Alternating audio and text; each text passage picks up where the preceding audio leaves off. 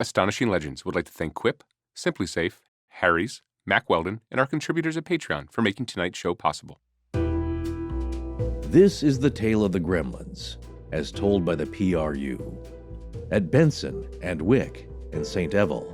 And believe me, you slobs, it's true. When you're 7 miles up in the heavens, that's a hell of a lonely spot. And it's 50 degrees below zero, which isn't exactly hot. When you're frozen blue like your Spitfire, and you're scared of mosquito pink. When you're thousands of miles from nowhere, and there's nothing below but the drink. It's then that you'll see the Gremlins. Green and gamboge and gold. Male and female and neuter. Gremlins both young and old. It's no good trying to dodge them. The lessons you learnt on the link won't help you evade a gremlin, though you boost and you dive and you jink. White ones will wiggle your wingtips. Male ones will muddle your maps. Green ones will guzzle your glycol. Females will flutter your flaps. Pink ones will perch on your perspex and dance pirouettes on your prop. There's a spherical middle-aged gremlin who'll spin on your stick like a tile. They'll freeze up your camera shutters. They'll bite through your aileron wires. They'll bend and they'll break and they'll batter. They'll insert toasting forks into your tires. And that is the tale of the Gremlins, as told by the PRU. Pretty ruddy unlikely to many, but a fact, nonetheless, to the few.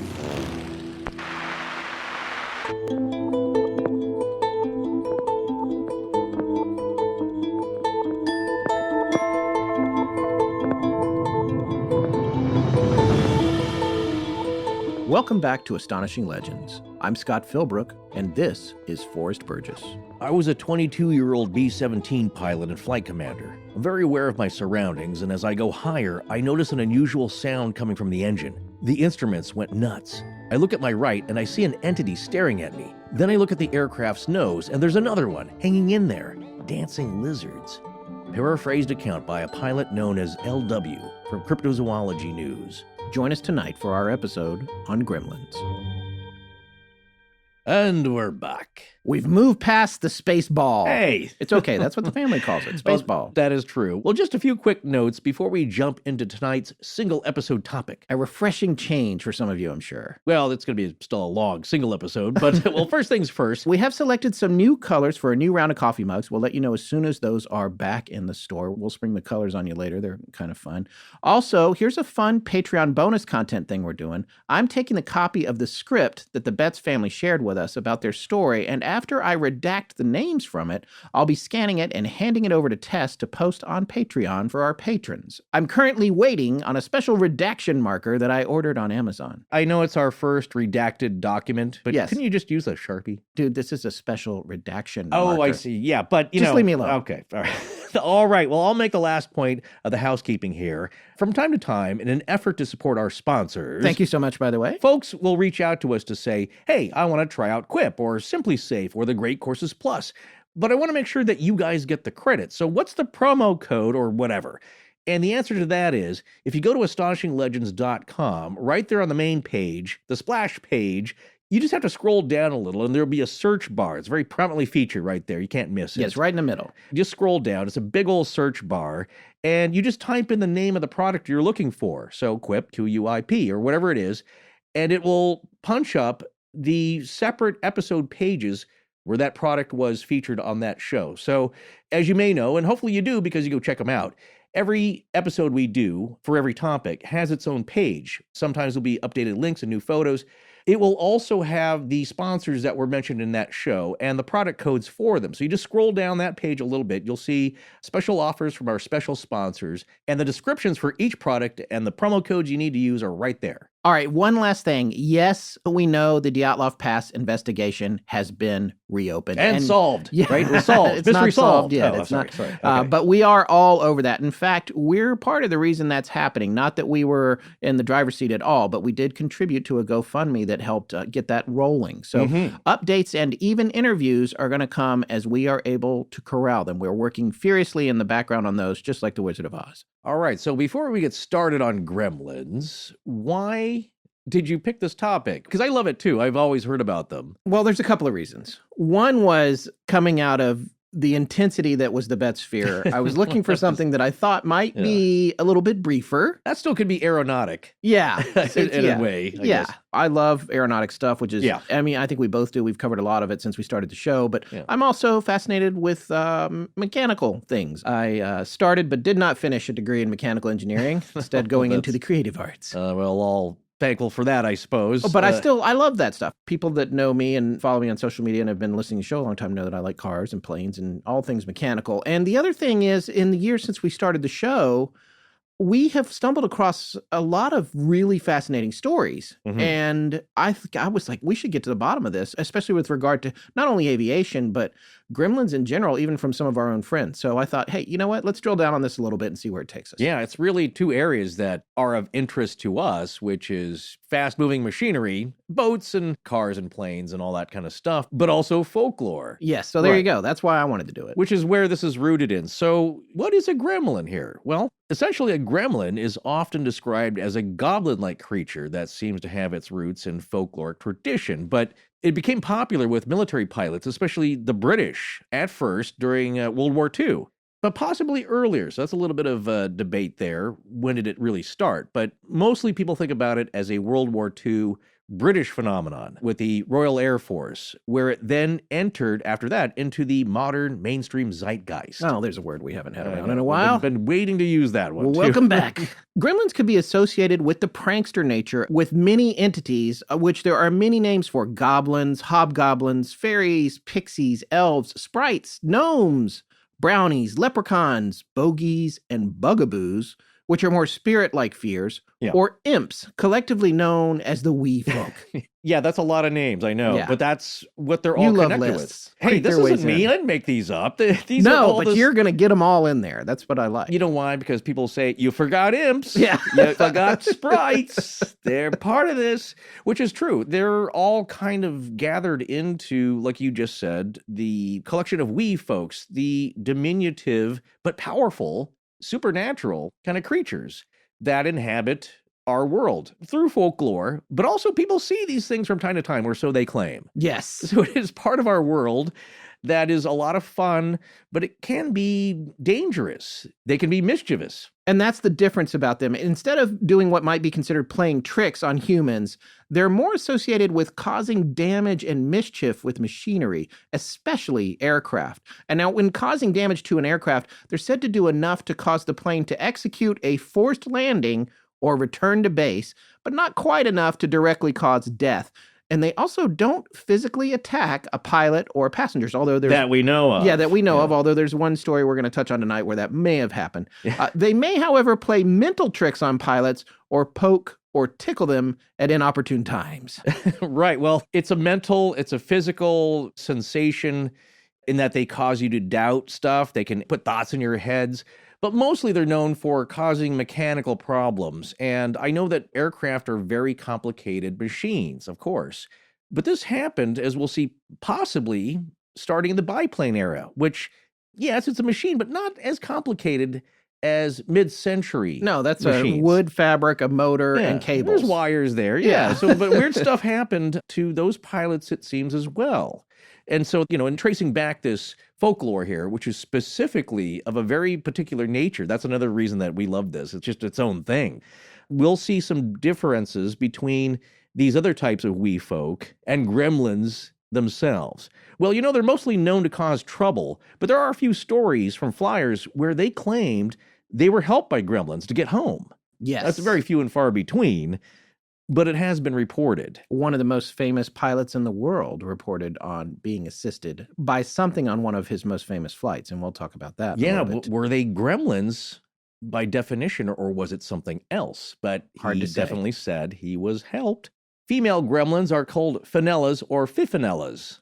There's a lot of variations here, but weirdly, there are a lot of things where the definitions can't be totally found or found the exact origin of, but they're consistent in a really weird way. Yes. The young offspring or young gremlins are called widgets. Right, and this is what's fascinating to me about this. I don't even know if you looked into this because you outlined this section here, but the definition of widgets that I knew growing up, or Yeah. I should say in college, I didn't really ever think about the word until college when I took Econ 101, economics, and whenever there was a case study of a hypothetical company, Mhm. it was always manufacturing widgets. Well, Right? that's And it was true. like, so-and-so Yeah. makes X number of widgets. Right. What's the opportunity cost of volume? So there was that. And then also, of course, there's Apple and all their widgets, which is all the little plug-in things and weird things that I don't really know anybody that uses, including me. Yeah. But, Oh, yes, I you know know, what it you used to mean, tell you yes. the weather on your desktop or I still whatever. use a few of those. But the idea, though, is that it's kind of a catch-all term, or has become a catch-all term. And this may not be the origin, but it's fascinating to try and track this down to its first possible usage. It's kind of like ham, remember? We couldn't really get to the bottom of who said ham radio operator, or Yeah. a ham or a hammy. That's hard to figure out who said that first. So, like widgets, it's kind of hard to tell who came up with that first and what was the original definition. Well, getting back to some quick cursory research, which we haven't done since we started, Mm. according to the internet, widget may be an adaptation of the word gadget, and they think it happened in the 1930s. The definition online says it's a small gadget or mechanical device, especially one whose name is unknown or unspecified. So it's not entirely clear to me, depending on the origins of the gremlins and their offspring called widgets, that possibly could have predated this, but Yeah. they're certainly not saying that online. Well, gremlins specifically, the ones that are of the air and of aircraft, do have a starting date, which would be with the airplane. Yes. They're not ancient, but they have ancient roots. So let's take a look at where the word possibly may have come from. Now, this is from unexplainedstuff.com.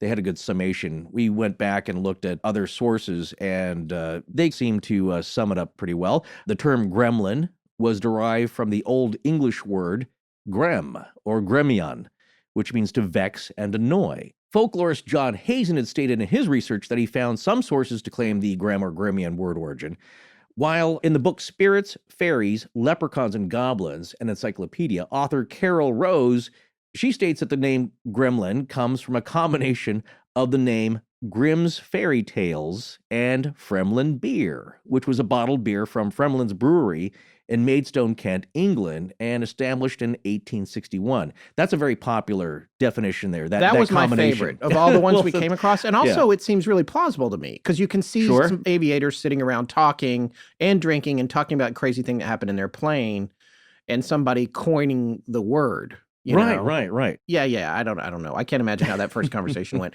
but it makes sense. Fremlin, Grimm, gremlin. Well, again, it might, have originated with several guys around a bunch of beers. Yeah.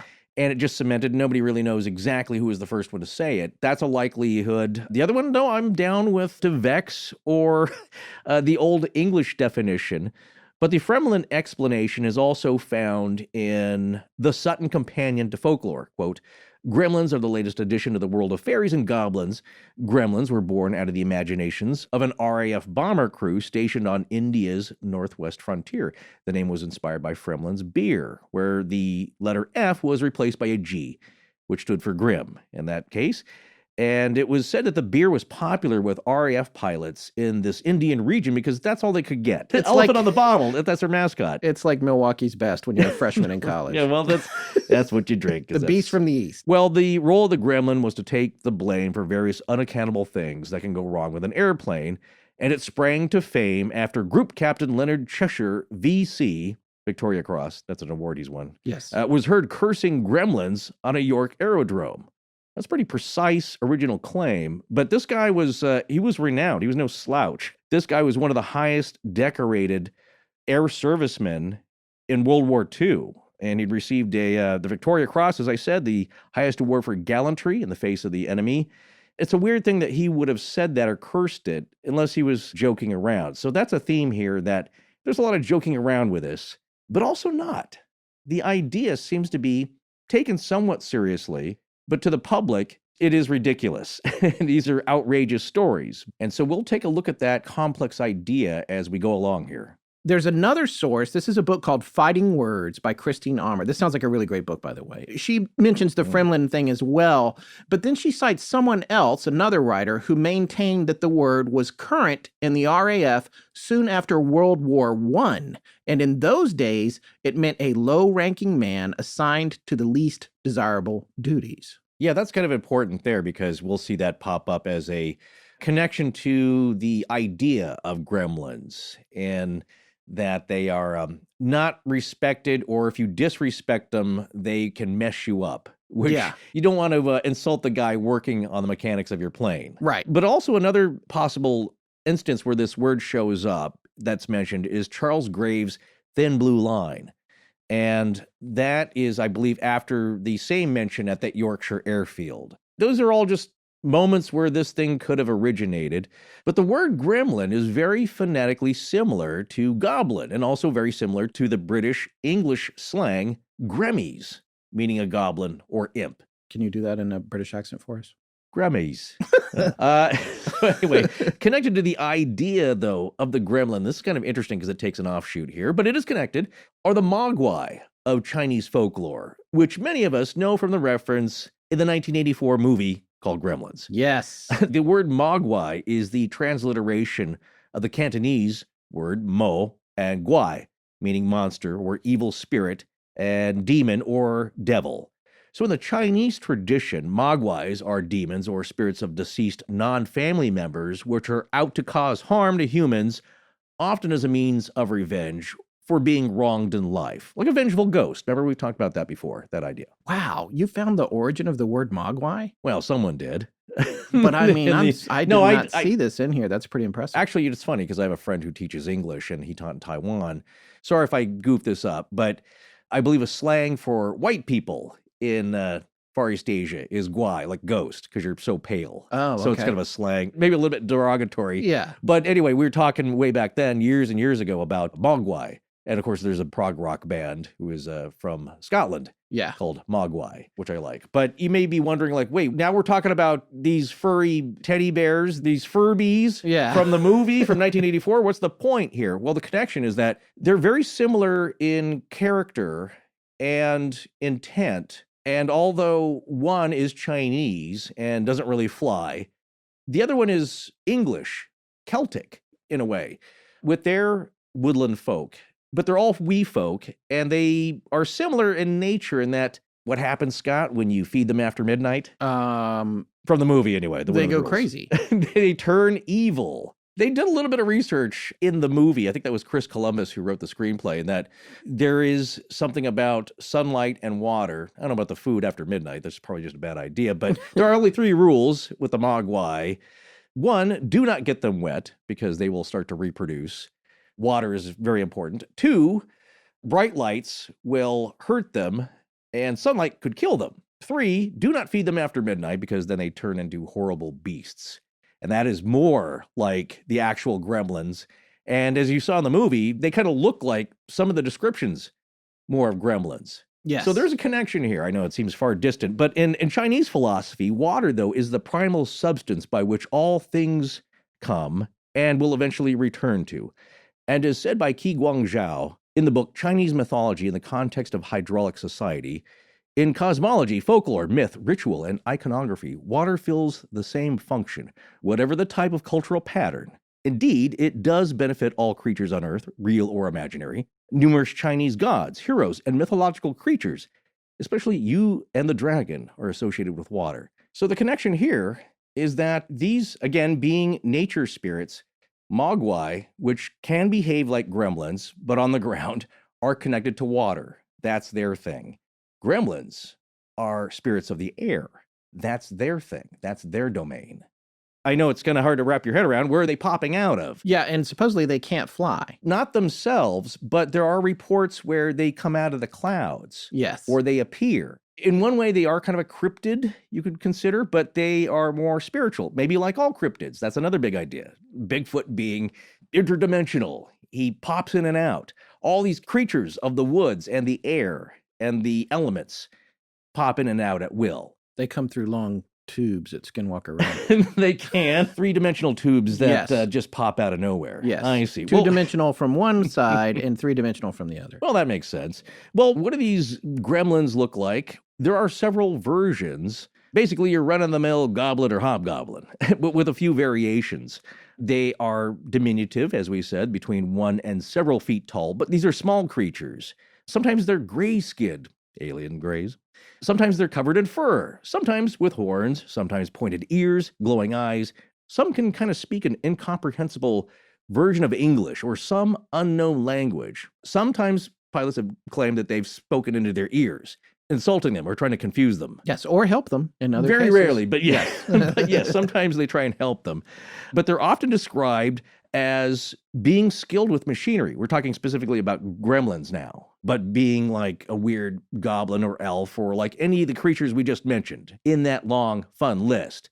But think about this. It's like elves that make shoes. Remember the story where the shoemaker was behind and at night pixies or elves would come in and make the shoes. And Yes. they're the best shoes ever. They are expert craftspeople. Well, gremlins, in a weird way, are seen as expert with machines, except that they use that expertise to destroy and take apart in a most skillful way, and sometimes just very savagely. They chew through wires and cause a lot of destruction, but they're not doing it out of ignorance. They know what they're doing to cause the most amount of prankishness and destruction. When it comes to that, what I think about, especially with all the stuff that we've read, I think about Rocket from Guardians of the Galaxy. And now he was a raccoon, but just the mechanical prowess. They can just do anything with whatever. They're kind of A-teaming it. If you lock them in a shed, they're going to build something, a cabbage cannon. Well, exactly. But those shoot ideas, their way out. Well, that's what those ideas aren't that new. I mean, think about Santa's elves. Yeah. Like I said, they're expert toy makers. We're going to talk about Roald Dahl at some point, who figures into this story pretty prominently. But his gremlins also were very skilled, but they could use their skills for good or bad, depending on how they felt. Now, in other cases, gremlins are more specifically described as looking like the chupacabra. Yeah. With spiny backs, spiky hair, pointed ears, sharp teeth, claws, and reptilian eyes. Think of the one that John Lithgow saw on the wing of his plane in the Twilight Zone movie, which was more of what we think of as a goblin. Yeah, that was more goblin-like, but I that think movie it really scared me to death. That was and really John good. Lithgow, man, nobody is better at panicking than him. No, plus his eyes bugging out. Yeah, remember that? It was horrible. Yeah, but that was all based on the original Twilight Zone episode that had a very young Bill Shatner in it. That's right. And that gremlin looked more like a guy wearing a grotesque Halloween mask and a suit made from a sheepskin seat cover and dipped in sausage gravy. But I mean, you work with what you got at the time. Yeah, no.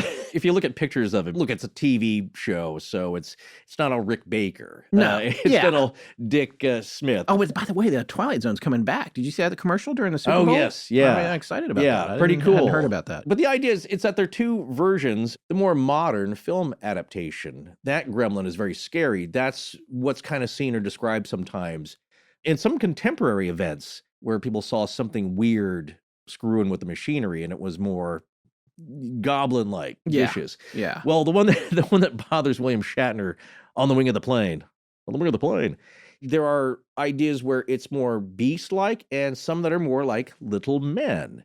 Now, in that case, where they're more like little people, sometimes British air crews during World War II would describe characters that were more just like British folklore. They were more human and maybe what a gnome might wear. And to some airmen, they appeared more like elves.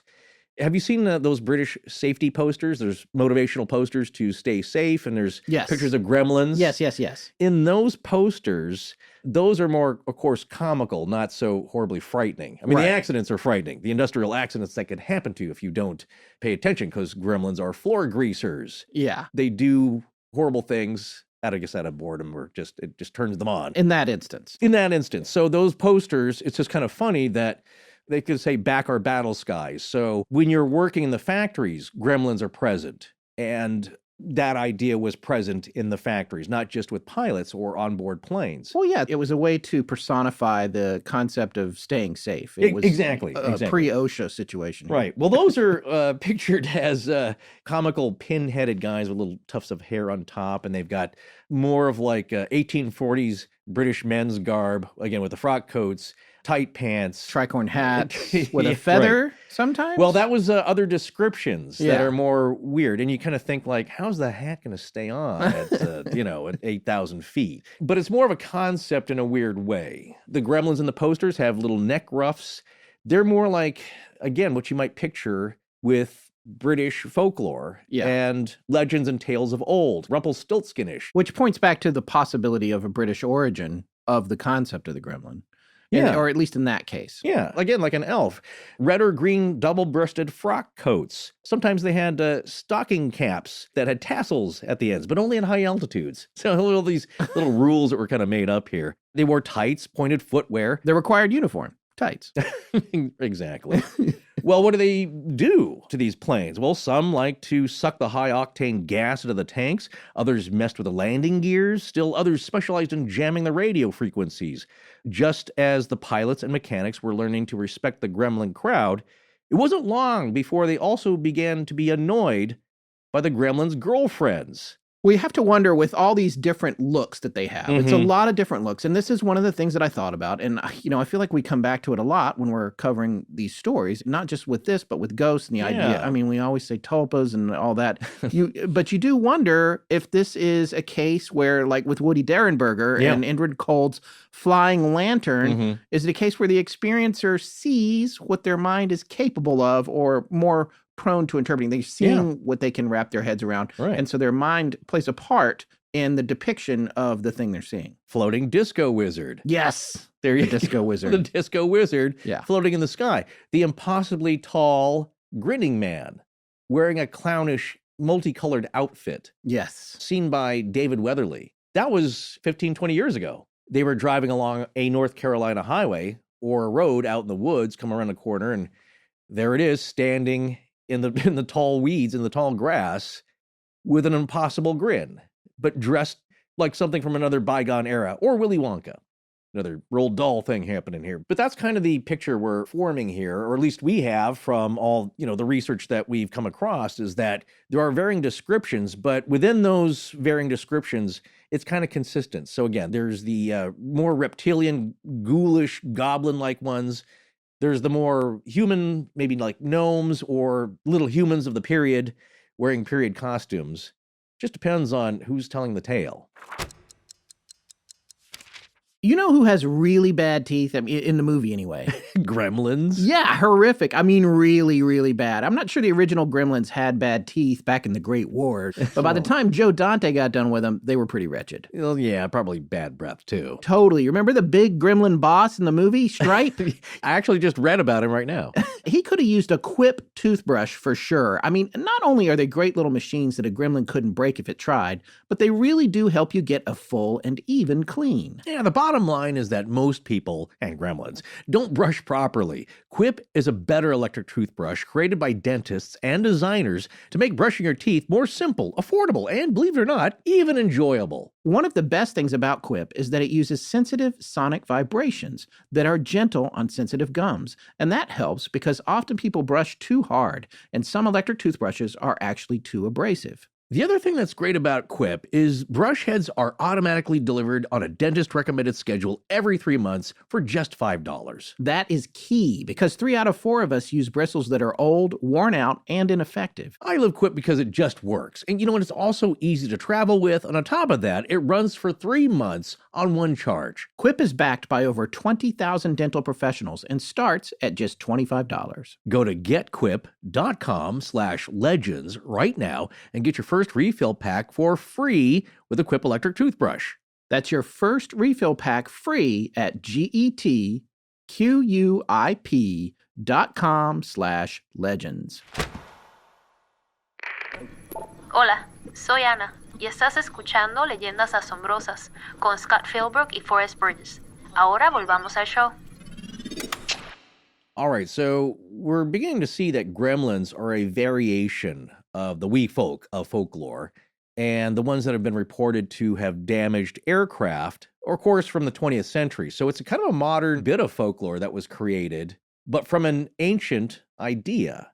Now, the idea of gremlins being nature spirits, they have some of those qualities, and they seem to be part spirit and part a physical creature, which are kind of interchangeable. I guess at their will, they can pop in and out of different places.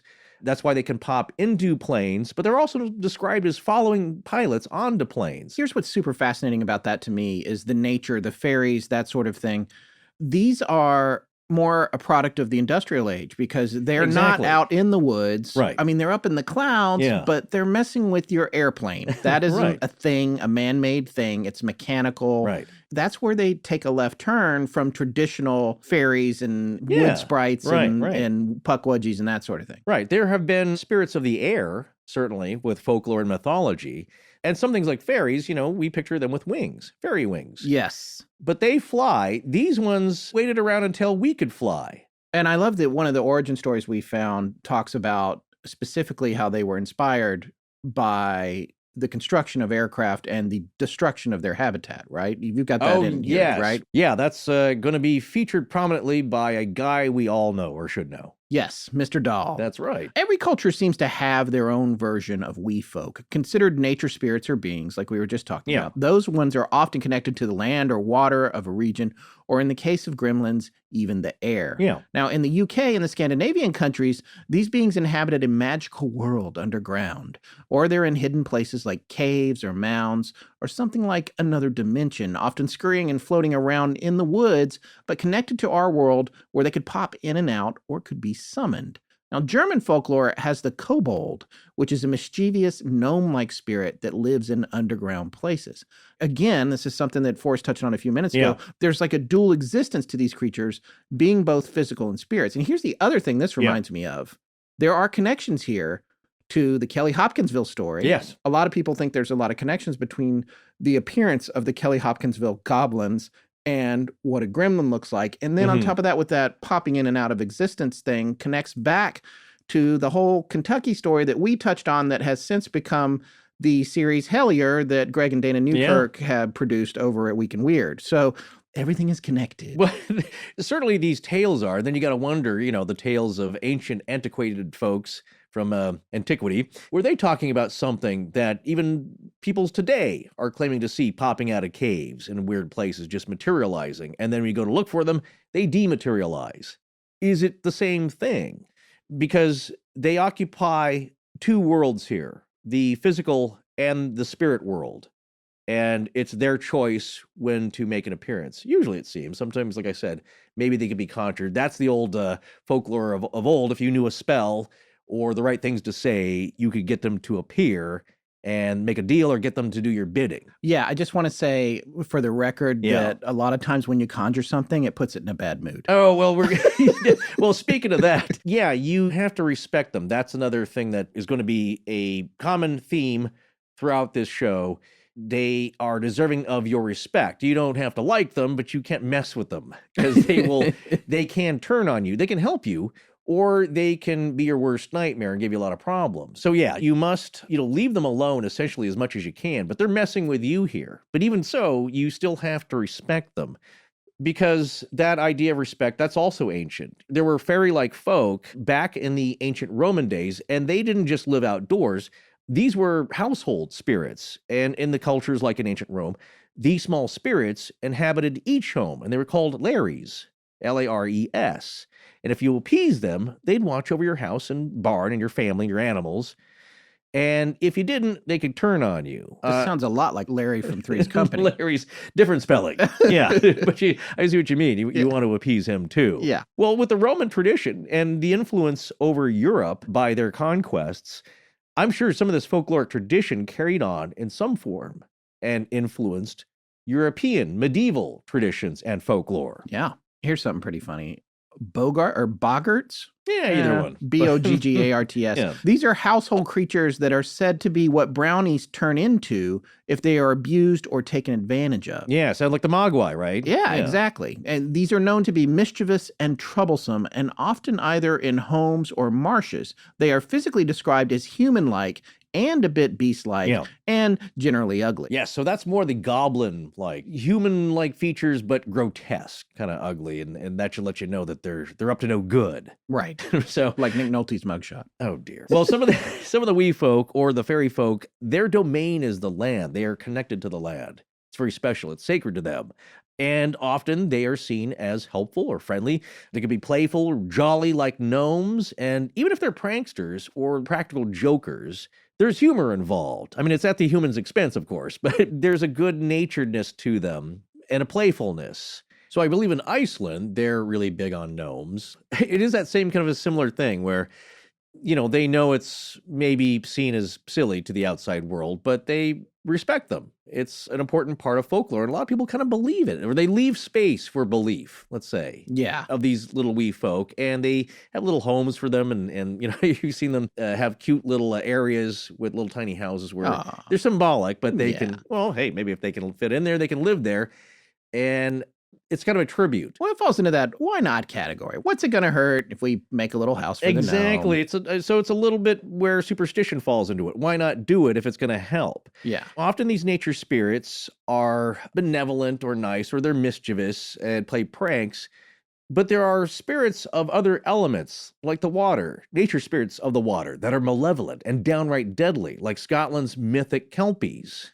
And that's another thematic connection to here to the Chinese Mogwai. Their spirits are kind of water spirits too. I love kelpies. They're just the name kind of freaks me out. Well, you wouldn't like them if you saw one. No, I know. Yeah. But these are the skinwalkers of the water. Shape-shifting water spirits that inhabit the lakes or lochs. And Loch Ness has the most reported kelpie lore. Yeah. Pools, rivers, streams of Scotland are places you can also find them. The word kelpie is thought to possibly come from the Scots Gaelic word kalpa, or kale peak. Yeah, Is it we're not peach or sure. peak? I couldn't find it pronounced anywhere. It may not even be a real All right, thing. well, it's C-A-I-L-P-E-A-C-H. Good look on Gaelic. Right, meaning heifer or colt. Yeah. A kelpie usually takes the form of a horse or pony where it can lure young children to ride it and then take them somewhere to devour or drown them. A kelpie can take human form, sometimes as a beautiful young woman, luring men to their deaths or drowning wayward travelers. Kelpies can also cause flooding to a village near a river. Now, if you manage to capture a kelpie by its bridle or place a halter on it that has the sign of a cross, you can control it and other kelpies. This is similar to capturing a leprechaun and making it take you to its pot of gold. Yeah, I'm not sure if that's authentic and traditional, but that's what we know here in the States. Well, that legend is thought to be a cautionary tale to scare young children away from water or to warn young men and women about trusting handsome strangers. Yeah, exactly. Well, the gremlin myth, as we who do not fly may see it, because I think if you're a flyer, you may have a different opinion of gremlins.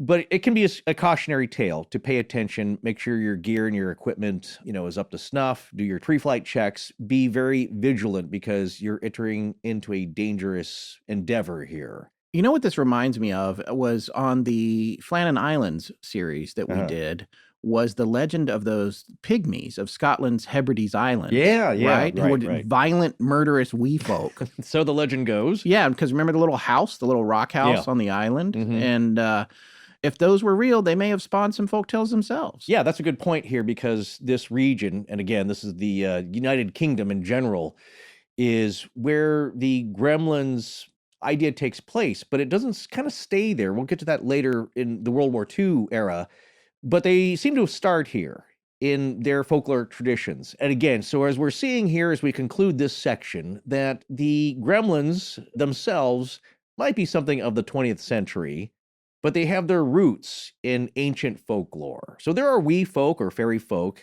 that are friendly or beneficial, as we've seen, and spirits that are malevolent and murderous.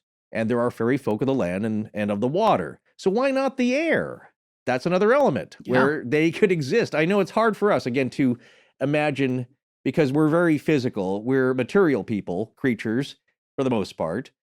And that's what we can see. At least while we're here. That's what we in can our see current deal. iteration. And then many of us believe we have spirits, souls. Yes. There's an aspect of that, but we can't see that. Some of us believe these things more recently than others. It's been made clear, let's say. Even if you don't believe in that, what we can see day to day is other people, the physical things in our world. And that's very concrete. We can understand that. We can manipulate that. We can make machines. But we're also part of this other world, which may be just storytelling. It may be our imaginations. Because what all this folklore suggests is that our world is also inhabited, not only by us, but by other supernatural or supernormal creatures. And again, if you don't believe that, then it's just stories to help us cope. They are cautionary tales like the Kelpies. They are tales, maybe gremlins are just a tale to, again, train new pilots in that you better keep your stuff wired tight as you're learning to fly. because you can also be interfered with by interactions with these other physical and non-physical entities or beings of consciousness, or subconscious, I guess. You got to watch out because they are physical, they're real, but they also are spiritual creatures that can mess with you wherever you are. So the idea that we're seeing here is that there's folklore and creatures of every element: earth, water, and air. And probably some fire ones we didn't check into. It was a good band. I know. Exactly. Look, they have magical powers. They're much more powerful than us. They're smarter, they're stronger. They might be immortal on some level, but they also seem to need us. That's another important, interesting fact here. Is like, well, if they have all these great powers, what do they want with us? But they seem to be intensely curious about us humans, and they want to interact with us. And if only to meddle in our affairs and toy with us, kind of like we're their entertainment. Yeah. But we share a symbiotic relationship with them. That's fascinating. It's like, just leave us alone. What do you want with our airplanes? You must have much more interesting lives on the other side. But I guess they don't. They still need something from us. So maybe they get something from our human quality, because there are common legends of these creatures kidnapping our children or leading adults away into their realm, mostly to never return. You know what this reminds me of is Yeah. we had a friend of the show, a guest we had on the show several months back, who had told me kind of off the record that she had had an experience with what is known as a puckwudgie. Yeah. Which is like this cute little dude that tries to lure you away into the woods and eventually off a cliff or something. And this is somebody that we find very credible. Yeah. Meeting a It's like, wee "Follow person, me," a wee and folk. Yeah, and you look at it and it sort of beckons you, maybe not even verbally, but you just feel compelled to follow it. And when you do, you wind up off the trail, lost, and invariably in a situation where a misstep or a mistake will kill you. Oh, yeah. Again, this is pretty rare, but I have heard some fairly recent stories from Jim Harold's campfire where people were saying they didn't really see them, but it's like it'll be something scurrying in the bushes, maybe quiet, tiny voices, or something like unlike rats or something in the shrubs, but glowing, what you might describe as fairy dust.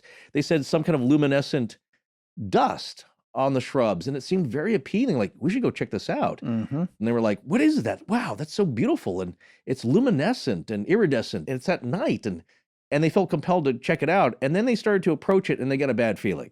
Like, yes. Maybe we shouldn't go check this out. Maybe we don't know where this leads. Reminds me of Are We Ever Alone? The show we did a long time ago. Yeah. Right. We trust your bad feelings here. But it still kind of goes on in contemporary times here. You know, we had a listener tweet to us when we were talking about Hellier, and, you know, we were talking about the goblins of Kentucky, weird things coming out of the caves. It was in regards to that series on YouTube, Hellier, Hellier. Yeah. Let's read the tweet. I love this because this is one from one of our very interactive followers on Twitter, Michigander58. Yep. He wrote this: the day after I watched it, referring to Hellier, an online friend told me she'd moved from Detroit to Eastern Kentucky as a kid. The first thing her step-grandma told her was to never follow anything into the woods, especially little creatures that looked like children but weren't. And then he has in quotes, she was dead serious. Well, so, you know, pretty cool. I say one of the best survival tactics of any area is to do what the locals do and believe them. Yeah. Because they live there. They know what's going on. Yeah, whatever the reason is. Even if this is some kind of misunderstanding or you think, oh, you don't want to poo-poo it because there's a reason. If you ever take anything away from our show, in 4 years of doing this show and all the things we've covered and some things, well, we couldn't really find something necessarily tangible at the root of it. The thing that we want you to remember is that no matter what you believe, 9 times out of 10, there is some event or something that is the seed. It's the kernel of that legend. And that seed and that kernel should be respected and oftentimes feared. No matter how much it's been exaggerated or changed, it doesn't mean that you're not going to encounter that original thing that is a threat. Yeah, well, people took this very seriously, especially in times past when we weren't so high and mighty and cocky and arrogant. You know, theologians of the Middle Ages wondered what these types of wee folk and goblins and imps and elves and brownies were, because they didn't have a barricade of screens around them like we do now, separating us from the natural world. They were dealing with it much more every day in a very personal way, which was often deadly. Yes. But they were much more attuned, and you could say, like, well, they were simpler folk then. But again, I believe that they had knowledge that we've lost since. Well, they thought that these creatures, these theologians of the Middle Ages, were either one of three things. They were either a class of angels that had been demoted or punished by God, perhaps, spirits of the dead, or a special type of departed human spirit, or fallen angels. You know the author C.S. Lewis? Well, of course. Yeah, well, he proposed that we folk might be a third class of creatures, with angels on top, humans in the second tier there, not perfect, but doing okay. Got a lot to learn, hold our own. Yeah. And these smaller creatures, although having powers and abilities like angels, they were kind of a third class below us. And maybe that's why they're jealous. Maybe that's why they mess with us. There's a resentment there. Yeah, I got powers. I can make stuff happen. I can spin gold if you're Rumpelstiltskin. Yeah. But you're special. You'll look better than me. I'm horrid and ugly and grotesque, and my powers don't compare. I still want to mess with you because I'm jealous. And then there are hypotheses that these creatures, if real, may be a leftover of an extant race that existed before humans or alongside early humans. And they had highly advanced spiritual or mystical technology. That seemed like magic back then. It would seem like magic now, too. But back then, well, think of a J.R.R. Tolkien, Lord of the Rings scenario here. Something like that, where you have humans, Boromir and those folks, the Rangers, and then you had goblins and orcs and all kinds of weird stuff going on, all existing at once, long ago in some mystical world. I would not do well in that world. I don't The first think so. orc I encountered, I'd be like, no. Yeah, it looks, it's fun. A lot of it looks uncomfortable. Yeah. And just a little too strange to deal with. But, long ago it was thought that these creatures existed somewhere in between. Again, you have humans, you have angels. In between there's a lot of variation, or below that, I guess, for different types of beings. At the top, you have angels. They're next to God. They're godly. We're struggling. We're somewhere in the middle. And then below that, you have these wee folk that are diminutive. But again, they're more powerful than us. Often smarter, but they can be tricked by us too. That's their realm. So it just depends on what your belief system is. Some believe that these creatures could also breed with humans, creating half-human offspring. And that doesn't sound too far off from the Nephilim. Yeah. Remember from the Old Testament. Which we touched on in the Giant series. Exactly. Yeah. Well, except that they were described as terrible, terrible giants, not wee folk, and very destructive tyrants. So anyway, maybe that's where all this evolves from. These ancient tales of wee folk and nature spirits. And gremlins are a 20th century iteration of that. Well, let's get to the heyday of the gremlin, when they make their international splash worldwide. Because, we believe, and it seems founded here, that they are based in very old traditional folklore, but are kind of modernized for the 1940s, World War II, but maybe a little bit before that in World War I. Really, when planes were first being used for military purposes, and that's an interesting point, because I'm sure the Wright brothers had their own string of problems, and certainly if you watch those old comic little films of people trying to make flying machines, yes, and they're all busting apart, yes, the guy with the 21 wings and the hopping copter and all that, that's a bad idea starting out, but I'm sure that the very first airplanes used all had their problems. Every piece of machinery does. But there's something about warfare that amps up these weird happenings. Yeah. Okay. And as we've just talked about, there are fairy folk and goblin legends of the land and water, and some fairies are said to have wings and they fly about like Tinkerbell.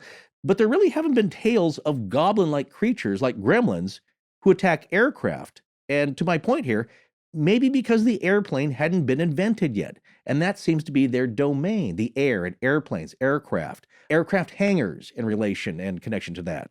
And is that why the tales of these specific creatures that seem to only destroy machinery can't be traced really before World War I or World War II? Well, obviously, because we've not been able to get up in the air. Maybe some hot air balloon pilots did. This begs the question, if aliens were having issues we wouldn't know about in their UFOs when they come to visit. They're flying around. Sometimes we see weird stuff in the sky, certainly. Right. Maybe a gremlin caused the Roswell crash. We would know. How would we know? That's an interesting point, because maybe that was their craft. Who knows? Right. It's just all kind of weirdly connected.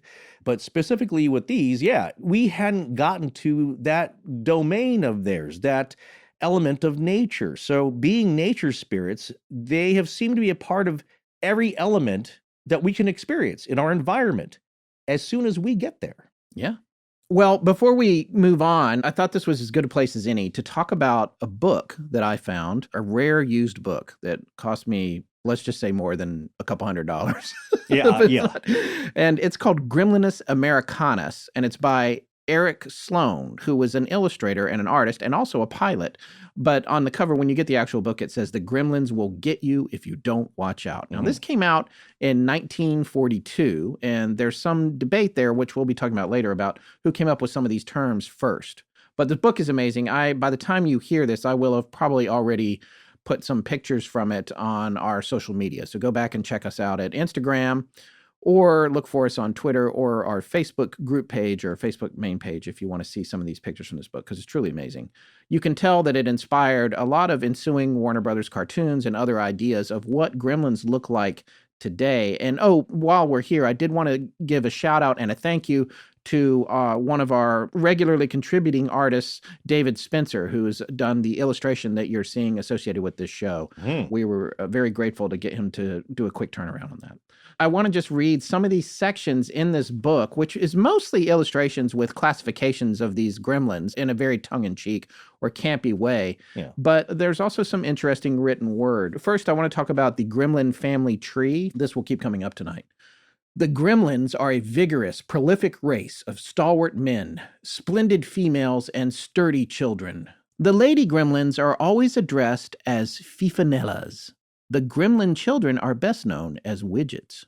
Fifa Nella is one of the rare females who really takes an interest in her husband's work. This was a different time period. Often, she becomes a successful career woman, competing with the best of the males in the field, of making pilots live unhappy hours in the air. More often, Fifa Nella is content to reign as the belle of the airfield and goes on flights merely for the ride, in quotes. Then she is the backseat pilot and realizes the importance of heckling and kidding the pilot. She often sits upon the pilot's shoulders, making spluttering noises like a quitting motor. The male gremlin consider this great stuff. Widgets, these are the children, go into intensive training to be full-fledged gremlins almost from infancy. Sounds a lot like Sparta. So rigorous is their schooling that they cannot really be said to have enjoyed a childhood. As soon as a widget has mastered the complex rigmarole of plane control mechanism, he becomes an apprentice gremlin and is immersed in the study of the numerous ways that a gremlin can annoy pilots and raise hob with flying ships. I like that phrase, raise hob. Raise hob. Hobgoblin. Yeah. If you have ever peered inside an Army bomber's office, and that's in quotes again, and seen the thousands of controls and switches, you can see the possibilities for mischief and confusion. So that's kind of the setup there. Here's some of the more, I guess, events that you could put your finger to. Yes. This is on a page called Case Histories. Again, this is in Eric Sloan's book, Gremlins Americanus. There was a first edition of this available, that was signed by Eric Sloan. That one was $1,000. Oh, geez. Yeah. I did not spring for that. No. All right, here we go. Mine has mold and stuff. But I kind of like that. I told Forrest that when seeking out an old rare book, I actually prefer the crappier one on the list. Yeah. It's got more character. Yeah, they smell better. Although I have been sneezing a lot. It's the mold. Yeah. So I'm just going to read this little passage here from this. There was the time a wing commander overtaking a solitary bomber in a thick overcast decided to play a trick. He ordered his formation to flip over and continue flight upside down, passing the surprised bomber in this inverted position. The idea was to make the bomber pilot think he was flying upside down himself. It all worked out very well until they came out of the cloud bank and the formation learned that it was not upside down at all, that it was the bomber that had been upside down. So the commander could never explain this, but he now has a great respect for gremlins and is content to leave all practical joke-making to them. Yeah, that comes up quite a bit, and it sounds ridiculous, but it's the manipulation of the entire environments. Like gremlins, I think that goes to gremlins getting inside a pilot's head. Yes. Whispering stuff to them. It's like, you're upside down, you big dummy, you big fathead. Yeah. They know they're not, but like it's disconcerting. Right. And that's a problem that a pilot can have, by the way, is you lose your orientation. In fact, some of us thought that was what happened to John F. Kennedy Jr. That's right. He was not instrument rated, I don't believe. And when it's a total fog out, when lose it's track of the horizon. You don't know that you're slowly, by degrees, heading towards the water. You might be spiraling and descending and not realize it, thinking you're doing flat and level flight. Or in this case, you might even be inverted or upside down. I think I would notice that, but No, yeah. you think you would, but I know. you might not after long hours by of small flying. degrees. Yeah, exactly. By small degrees. So the book has a lot of interesting sections in it, lots of individual gremlins. The first one in the book is the Digger Gremlin, and he has shovels for feet. Mm-hmm. There's quotes from different people that Eric Sloan, I guess, had send in quotes, obviously all in good fun. There's the Zoot Gremlin, who has a zoot suit. Mm-hmm. His Latin name is Hepcatus gremlinicus. Hepcat. Yeah, Hepcat. There's the tree-moving gremlin. There's the jack-footed gremlin.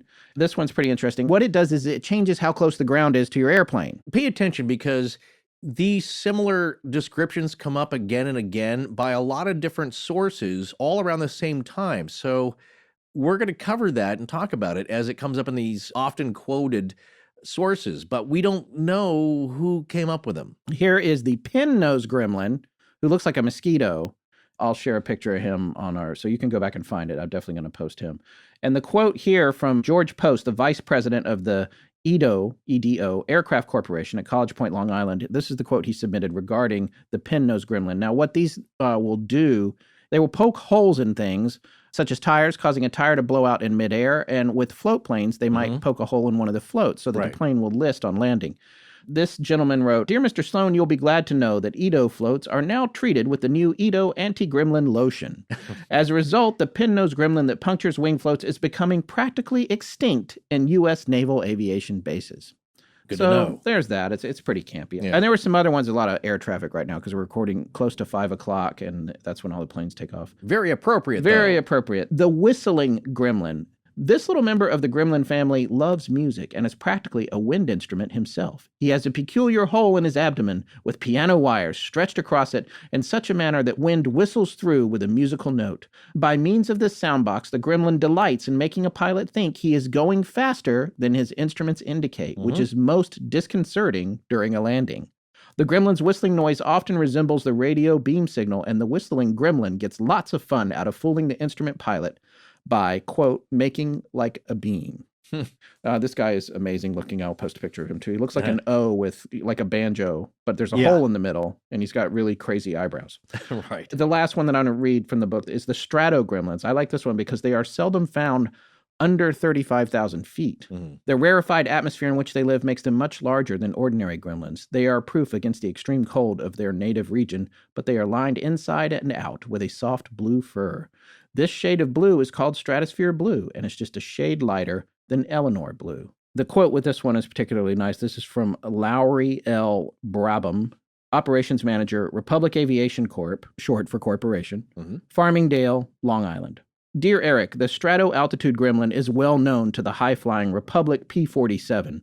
One of my biggest jobs is dealing with the little so-and-so. You can take a test pilot's word for it. There are gremlins.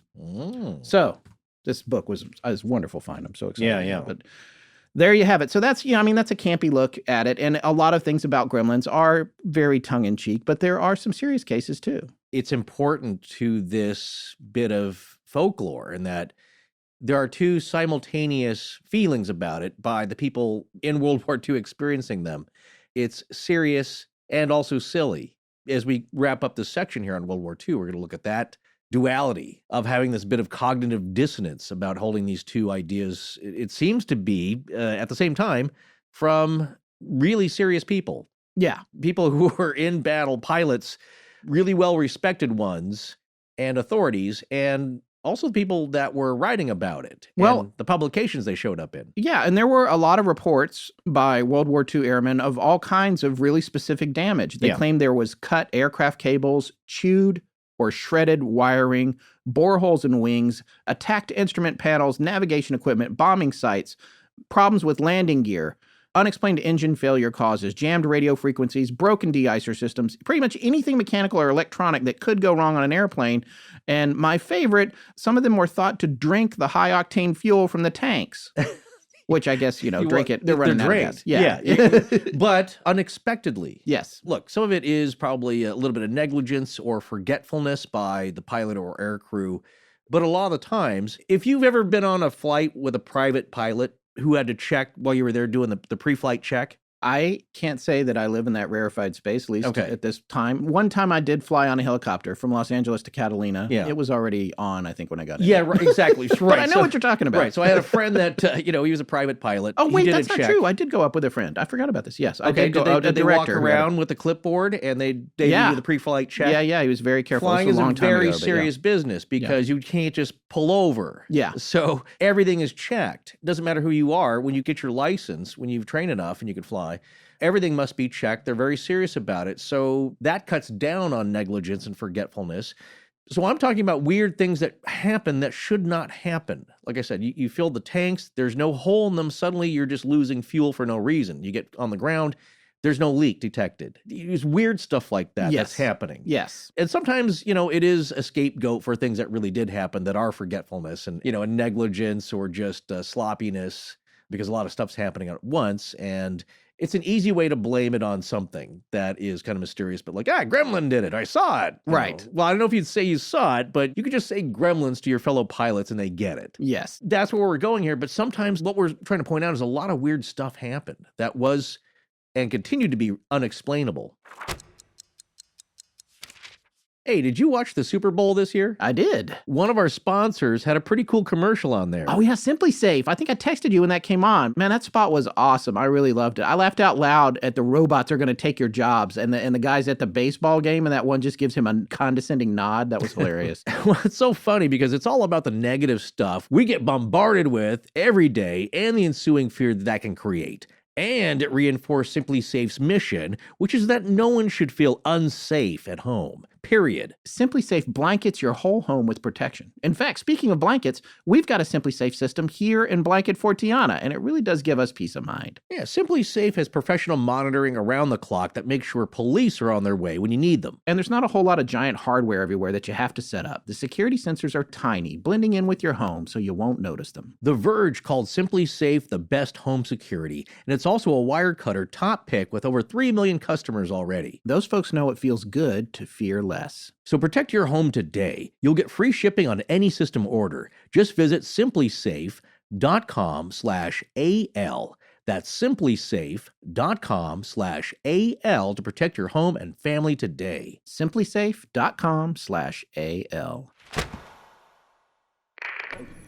Hi, I'm Danny Hillenbrand from Brooklyn, New York, and when I'm not finding my own mysteries to solve, I listen to Astonishing Legends. Now, let's get back to the show.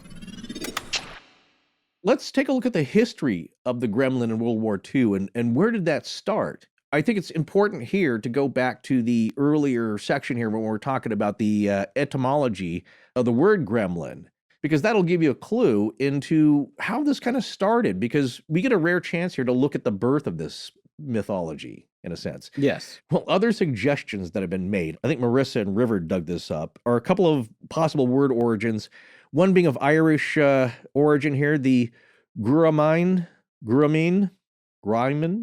it's Gaelic. It's a word for gloomy little person. There's a Dutch gremlin, Gremelen, to stain, spoil, make dirty, or gremlin. Also gremlin, meaning to swarm, team, but there's not much evidence supporting these word origin claims here. Yeah. But it sounds of the British Isles, the UK in general, starting in that region, something having to do with that birthplace and also the reason why possibly this legend started there. But what's interesting here in trying to find out where the word gremlin came from is that even in the early to mid 20th century, we are witnessing the birth or the discovery of a new creature and the evolution of its mythology, most likely from existing ancient folklore. So I wonder where the writers about the gremlin encounters and their definitions got their ideas, because it's apparent these authors aren't inventing the mythology. They're just reporting on the real events and encounters from pilots and aircrew from the First and Second World Wars. And the gremlin folklore is coming into existence organically through natural human behavior in unusual and stressful times like war. Most any combat veteran will tell you the strangest things happen during wartime. Well, it's a high-stress situation. There's a lot going on, both externally and internally. Right. It's unlike probably anything else that we can imagine, Oh, yeah. especially in modern times especially in our part of the world, where the majority of folks aren't exposed to warfare or life and death, especially hand-to-hand kind of warfare that used to go on in the world wars. Absolutely. Well, as they say, no closer bond is shared than between two people in combat. You develop that bond, and that goes to these tales of fellow airmen claiming they saw something weird. And it's like your best friend saying they saw something really unusual, the goblin in the garden, and Yeah. you maybe think that they're mistaken, but you know them, you trust them. They seem serious. You want to believe them. Maybe you're not sure what they saw, but you yourself have maybe experienced, most likely, some very weird mechanical stuff that could not be explained. So you're open to it. You're not calling them a bunch of weirdos and drunks and all that. They're idiots and they don't know what they're talking about. So that's kind of the reason why this subject is treated with a lot of affection, but also a tone of deference, a respectfulness to just the silly idea of this. So anyway, I just thought that was interesting that so many of these folklore and legend kind of subjects, we don't know how they came about, but we try to paint a picture of what their early origins are. But now we're seeing the creation, the culmination of a very specific type of folklore and fairy folk or goblin type creature. And I think it's a rare thing. Yeah. So remember earlier when we were discussing the word origin of gremlin, and we mentioned the passage about possibly Fremlin beer being the inspiration for the word from the Sutton Companion to Folklore? Yes. Okay, and the book mentions that the word gremlin or idea got famous after Group Captain Leonard Cheshire was heard cursing gremlins on a York or Yorkshire aerodrome. Well, that idea that an author first heard this renowned and highly respected pilot using the word gremlins is also cited by Christine Amer in her book, Fighting Words from War, Rebellion, and Other Combative Capers. Which we mentioned earlier. Exactly. Well, it seems likely that it was the author Charles Graves who heard Group Captain Cheshire cussing them out, and then he put the word and idea into his book in 1941. And here's a passage that mentions them.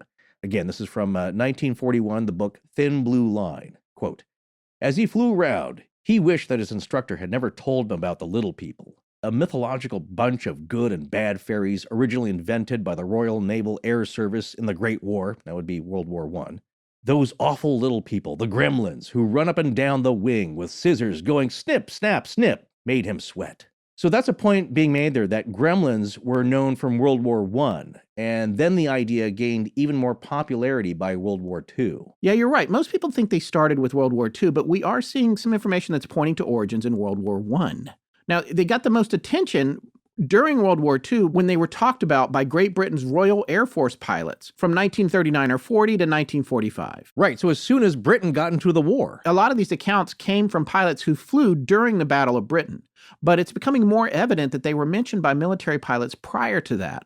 A poem published in the journal Aeroplane in Malta on the 10th of April, 1929, is often reported as the first known appearance of the word gremlin in print. During the 1920s, gremlin was used as slang with British Royal Air Force pilots who were stationed in Malta, India, and the Middle East. From 1929's Aeroplane, there is a class aboard, loathed by all the high and mighty, slaves who work and get but little thanks for all their labor. Yet they are both skilled and many men with many talents.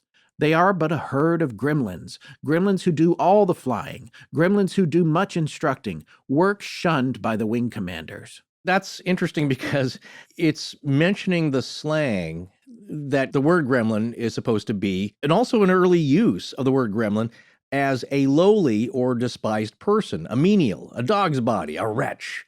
So it's talking about the workaday guys in the RAF who do all the hard physical labor, the aircrew mechanics, the pilots who fly long hours and endless missions, and they don't get any respect. And so it's also a term, though, for the gremlin. Right. A lowly wretch who's toiling away, causing a lot of damage. But basically, someone who is not well respected. Right. And that actually goes back to that article by Christine Ammer and her statement, quote, "The word was current in the RAF soon after World War I, and in those days, it meant a low-ranking man assigned to the least desirable duties." There you go. Yeah. So it's a common word. That's the vibe we're getting here, is it was common slang. It kind of might have gotten reinvented. Yeah, exactly. It was reappropriated or just included, not only for humans, but for these hobgoblins of the air. Indeed. Hobgoblins. Okay, so we have that, but an even earlier account comes from 1923. Now, according to this website, which has a pretty good passage about gremlins in general, unexplainedstuff.com, it says Dave Stern, an aerospace, aviation, and history writer, says that the modern legend began when a British naval pilot was rescued after crashing into the sea. I think you're going to love this account. This pilot had blamed the crash on some little people who had jumped out of a beer bottle and had tormented him all night. We've both had similar experiences to that. Right. Maybe in our college days more. And this is funny. All right, that was 1923. There is here in the Gremlins Americanus, the Eric Sloan book that I referred to earlier, there is the Drinking Gremlin, and he looks like a beer can, an old-timey beer can, Imbibus gremlinicus. And that's appropriate, yeah. Here's the quote associated with that one. "Dear Eric, I made the acquaintance of the Drinking Gremlin in the days of the First World War. They puff up when you least expect it and drink everything from high octane to vin ordinaire. Best regards, Colonel J. Carroll Cone, Pan American Airways." Nice. Yeah. Well, the account goes on to say, by this pilot who was rescued, that these little people, after this night of torment, then followed him into his plane and entered into the engine compartment, I think he meant to say, and screwed up the flight controls, causing him to crash. They spent a lot of time with him. It was the night out before. They hung out all night. They popped out of the bottle. Yeah. Then they went on to the plane. Then they got out of the plane. Yeah. That's a report that's often pointed to as like, well, that's the first mention of any kind of report of a gremlin or a pilot willing to say that. But my point here is, I think I would have left out the beer bottle part and the drinking the night before. Maybe just had one or two beers. That ties into the Fremlin beer bottle mythology of this. And also that gremlins, a lot of the time will just pop out of beer bottles. I think I would have left that out, though, in making the report. Because my point here, logic would say, if you crashed and the plane sank, how are they going to know otherwise? You just say, well, I had an engine failure. You don't have to make up the story. Yeah. It was those bloody gremlins. Because that's one of the stories that's put down in actually some really respected publications. There's a book called The Language of World War II, compiled by A. Marjorie Taylor. She's a librarian, researcher at the Rochester Public Library. But that book came out in 1948, so it's pretty fresh. Yeah. So she's compiling a lot of the slang terminology. She's kind of a hero to our own Marissa in the Ark, who's a librarian.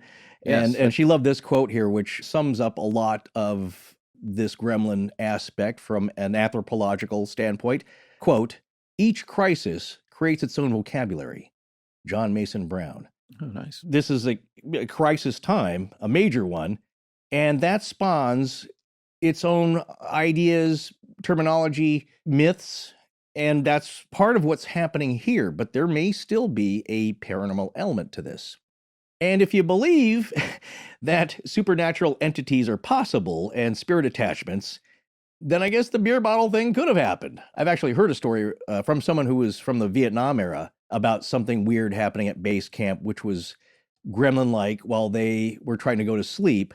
Very bizarre sighting that haunted this person into the night and into the next day during wartime. Right. As I said before, a lot of weird stuff happens during war. It happens all the time anyway, but... Well, after this, I guess there were a lot more reports by RAF pilots and aviation mechanics stationed at an overseas airfield, which the specific one isn't mentioned. I guess after that incident, and by 1925, it had become a thing where the RAF personnel were blaming gremlins for a lot of mishaps. Yeah, it just became an overall known scapegoat and kind of a thing, a pet thing with the RAF. But I think not only because it's an easy thing and a fun thing for them to share in their own terminology, to blame these mishaps, and that a lot of weird things and unexplainable things were happening, as you say, intermittent problems. But also, I believe some of these sightings and accounts were genuine. We can't actually say, of course, what they saw, but I believe that people were seeing strange things. And that's a small percentage, and that got rolled into to cover all these other mishaps. Well, the Unexplained Stuff article goes on to say that U.S. Army Air Force pilots also began to experience gremlin activity once they were stationed at British airfield bases once the U.S. entered the war in December of 41. Specifically, unexplained attacks on their instrument panels, their bombing sites, and the de-icer mechanisms. It started happening to them as soon as they got over the territory. Isn't that interesting? It is interesting. The reason this is important is because it seems like American military pilots from World War I must have experienced odd mechanical failures, but didn't start experiencing gremlin-like encounters until they got to England to help with the aviation war efforts. Yeah, not in, aviation problems in America during World War I when they were flying. They had, of course, we had our own planes. But when they got to England in World War I, with the American Expeditionary Forces to help out, then they started experiencing problems, it seems. Yeah, so they were stuck. The gremlins apparently couldn't make it overseas. Well, they had a fresh new crop of guys to plague. Right. Yeah. This comes from an American speech publication, 1944. Gremlins are mythical creatures who are supposed to cause trouble, such as engine failure in aeroplanes, a curious piece of whimsy-whamsy, and an activity so severely practical as flying. Now, the gremlin seems to be extending its sphere of operations, so that the term can be applied to almost anything that inexplicably goes wrong in human affairs. Yeah, again, anything that's kind of weird that happens and you want to blame it on something else, it's gremlins did it. But then they start popping up in the years following World War I. In the 1938 novel, The ATA, Women with Wings author and pilot Pauline Gower mentioned Scotland as being gremlin country, where the little devils would cut biplane wires. Mm-hmm. Here's a quote from that, the book Women with Wings, written by Pauline Gower, 1938. Chambers told us the old Air Force legend of the gremlins. These are weird little creatures who fly about looking for unfortunate pilots who are either lost or in difficulties with the weather. Their chief haunts are ravines and the boulder-covered tops of hills. They fly about with scissors in each hand and try to cut the wires on an aeroplane. That's a good point, because there is one theory that gremlins only happened once aircraft got more complicated and there was more things to go wrong. As we mentioned earlier, it's like, well, biplanes, yeah, it's a machine, but it's kind of more of a simple machine. Pretty simple, yeah. Yeah, if you've ever owned I happened to got handed down to me a 1946 Ford, which is in desperate need of a lot of repair, but you look into the engine compartment and you can almost crawl inside. It's not very complicated. There's a lot of room and very little going on. Yeah, Fire, gas, electricity. Exactly. I could work on it myself in high school. You open the hood on a car nowadays, and it's so jam-packed, they got to remove 50 things to get at the, anything in there. So that's an interesting point here, is that what she's saying as a pilot and an author, the simplest things on an airplane, on a biplane, could happen. Just wires being cut, control wires. Yeah. So next, we're going to be looking at two articles that get pointed to a lot and referenced, important articles of the period, 1942. So the war is at the earlier stages, but in full swing.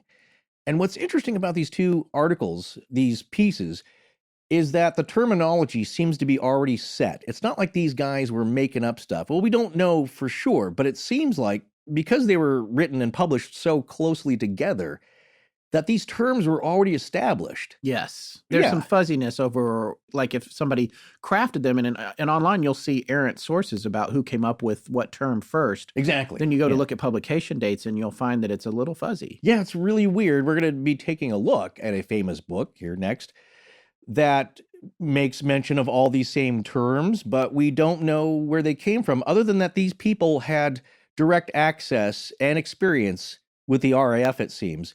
And it seems like they were just common knowledge by then. One of the articles here, for example, is an article written by Hubert Griffith that appeared in the Royal Air Force Journal dated April 18th, 1942, where gremlins is mentioned, and it's a whole article about gremlins. And Griffith's article states that stories of gremlins attacking RAF aircraft had been in circulation for several years prior to the article being written, and that Spitfire pilots from the Battle of Britain had later on told stories about incidents from as early as 1940. So as time had passed, and these are now veterans, combat veterans, more stories started to come out. And what Hubert Griffith is saying is that they were already kind of established, a lot of these stories, but you didn't hear the bulk of them until, midway through the war and later. So from the Gremlin Question, that's the name of the article by Hubert Griffith, issue number 13 from April 18th. Now, Griffith himself was a pretty experienced pilot. He says that he had done over 300 hours of flying in World War I. and had been with the Coastal Command Squadron in France and then in various training stations for almost a year during World War II. And what's interesting is that he had never heard of gremlins. So it's established, but he just hadn't heard of them yet until he was stationed with an RAF fighter wing in northern Russia, where he says gremlins were discussed quite freely, openly by the pilots and had become, quote, an accepted fact of life. And so they were just like, yeah, there's gremlins. Just get used to it. Weird stuff's going to happen. And that gremlins as actual things were explained to him as if he were a child and everybody knew about it. It was said that gremlins could come out of the clouds and run up the wrong tip of your wing. That would wobble the plane, putting it off balance. If you're taxiing down a runway, they would run down to the nose of the plane, tip it up, and then you would lurch forward and prang a prop. Griffith noted that everyone said they as if they were talking about real people, or at least real beings, and not joking about imaginary things. So the night after first hearing about them, Griffith hears about a new type of gremlin from a friend called a spandule, or ice gremlin. Now, Griffith's fighter pilot friend, Mickey Rook, and he mentions him in the article, so I think he was a real person, and he does this to establish that this guy was very well respected, a lot of experience, battle-hardened kind of guy, spoke about him pretty seriously, to mention him by name.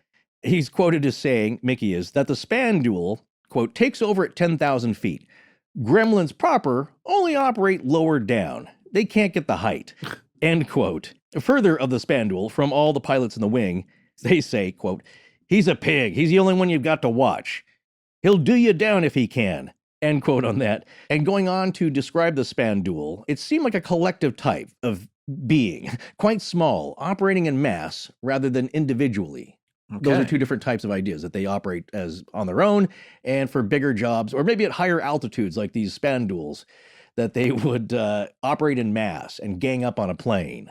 Griffith also noted that there are regional types of gremlins as well. Quote, since those days, a mountain of documentary evidence seems to have accumulated, end quote.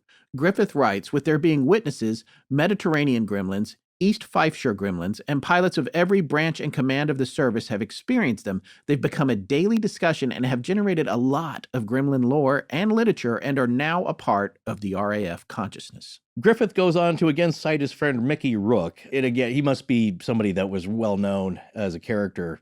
This is way before he did The Wrestler. Yeah.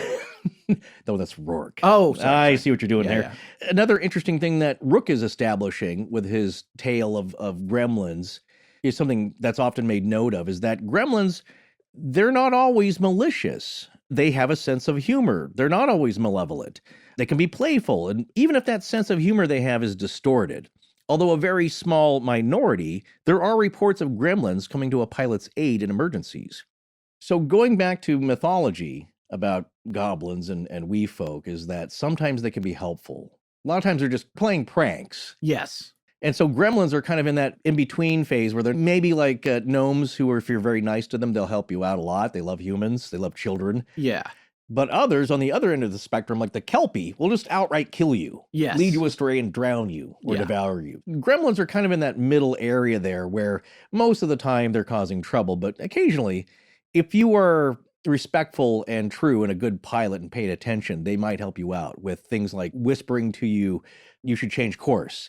You should get to another altitude. If you get lost, they might help you. Supposedly, some of those did that with Mr. Lindbergh, but we'll save that. We'll save that for a minute. All right. Now, of course, there are very few accounts of airmen actually seeing gremlins, but a few had claimed to see them, but the accounts vary. So their shape kind of remains a mystery, or at least it's not standard enough, I think, for Griffith to mention. They have all kinds of weird properties to them and characteristics, like he was making a joke that tail gunners, because it's lonely being at the very back of the plane. You're kind of disconnected. I mean, you're on the radio headset. Yeah. But you're way in the back of the plane. If you're getting chased by Messerschmitts, you're getting shot at first. Yeah. It's a very dangerous occupation to be way in the back. It's a different class, let's say, of aircrew. And I want to make a point here that, of course, this article, like a lot of the ones we've read, probably most, takes a tongue-in-cheek tone to it. You have to, because he's getting more and more outrageous, some of the things that they're doing, and kind of silly. Yeah. But at the same time, I believe that these authors, it's a safe place to be. You're not seen as a nutcase relaying this stuff. So it's kind of a tongue-in-cheek, fun article, but there we does really seem don't to be... know how our listeners are seeing us. They might see us that way. We're just reporting on the nutcasery here. Okay. Okay, right. Just to establish that. Yeah. But it seems, though, that there's also a respectful tone in that I think there were some genuinely weird stories, and the other fellow pilots believed them, as they know the general public wouldn't. So the only way you're going to write about this is to kind of approach it. Again, these articles are written like seriously sounding, but of course meant to be taken tongue-in-cheek, if you don't believe it. Yes. So anyway, yeah, different types of gremlins, some that would ride on the backs of seagulls in a little cross-legged position, little tiny gremlins. That's how they get to the plane. Some kind of pop out of the clouds. Again, tail gunners were known to invite them in to keep them company. Right. An inside joke among aircrew. And so Griffith was saying, like, is it worth the price? Yeah. They cause so much trouble. We know you're lonely back there, but don't do it. Here's a curious quote from the article, though. As Griffith says, a further thought comes in, who could actually draw the outline of a gremlin? Is he a presence, quote, end quote, rather than a personality, a spirit, than an embodiment? So that's wondering about the question, is this a real physical creature, or is it more of a spirit, or is it something that can go back and forth and just materialize? I think a lot of people who did believe in this stuff then thought that these are spirits that just whoop, and then they materialize, they cause trouble, and they go away because you can't really capture one. Yeah. So here's an overall thought where they may have come from. Gremlins are believed to have originated in the Middle East, where long before the war, they made themselves something of a pest to many pilots, especially those of flying boats. They were reported on wingtips, on floats, on propellers, and in the aircraft. One particularly virulent species of gremlin, apparently living in the clouds, had a habit of entering aircraft in bad visibility. When the pilot had been flying for some time in a cloud, without being able to capture a glimpse of the ground, the gremlin would skip onto his shoulder and whisper in his ear, "You silly fathead, you're upside down." So we've heard that before. That keeps coming up. Yeah. That's talking about them messing with your head. Unless you were in real trouble and they wanted to help you, then they would whisper helpful directions because they were expert in navigation as well as the mechanical arts. Well, of course, the pilot wasn't upside down, but this, as Griffith says, this made you really unnerved. I'm sure hearing a voice in your head like, wait, am I upside down? I don't know. Who's talking to me? You know, Right. They're messing with you in every way they can. So then there's another mention by Griffith that the story originates with a particular unit, the Photographic Reconnaissance Unit. The PRU. The PRU. And I want to point out that in the poem at the top of the show, in the cold open, you heard him say the PRU in reference to Pretty Ruddy Unlikely. Right. But it actually was a cover-up for the Photographic Reconnaissance Unit. It was kind of an origin for these larger stories. That right? does seem to be a focal point where these stories started. What's unique about them is that they fly at very high altitudes. Right. Where the air is very cold. A lot of the heat in the plane apparently was diverted to the photographic equipment to keep that warm. So did that have anything to do with it, you wonder? Yeah. And maybe they were just jokesters. So maybe that's a unit, though, that apparently a lot of these stories first started coming out of or were known, but this may not have applied to World War I. Right. So it's just a particular case of gremlin stories coming from this particular unit. And they, of course, have their own description. Also, it's regional. The Coastal Command Squadron in Gibraltar has their own reports. It is believed that the gremlin found in the neighborhood of the Rock, as they say, is generally speaking of the hairy-footed variety with extremely large rudimentary ears fastened to the head, and in the case of the male, by a peculiar scaffolding of gristle about 8 feet long. Can't even picture that, but it's something you made and mentioned earlier. The abdomen is pierced with triangular holes through which the wind whistles when in flight. Yes, to give you that false sense of speed. Yeah, and then the whistling and the whirring noise, which unnerves you. There are a lot of weird commonalities that keep coming up with these descriptions, and maybe it is just a part of folklore where people just hear something and they repeat it, they add a little something. Right. But it's still staying pretty tight. So Griffith concludes his article, his groundbreaking one here, with something that's a bit of a curious thought on maybe the philosophy of it. In that at once he says, this is probably a subject best suited to H.G. Wells, who was popular and known at the time, because it's like sci-fi, is essentially what he's saying. But there's also a psychological and possibly connected to a spiritual, psychic aspect to this phenomenon. Because Griffith remarks, perhaps again, there's a simpler solution to all this. As Mark Sheldon, a fellow Australian fighter pilot, mentioned, in his thinking of why gremlins appear, or why they're doing what they're doing, he said, quote, the whole thing is they more or less reflect your mood. If you fly carefully and well, they treat you good. If you fly badly, they act badly by you. So that's interesting. It's connected to your own emotional state as a pilot and how well you're paying attention. And maybe that ties into a psychological thing, or if you're more of a mind of an emotional spiritual connection, that it depends on your state of mind and your attitude, that these things mess with you and show up. And of course, during the Battle of Britain, which was pretty hairy for the entire nation because of Operation Sea Lion, where the Germans were planning on invading the entire island, and the Luftwaffe was going to destroy Britain's air defenses, and they gallantly fought them off for a long time.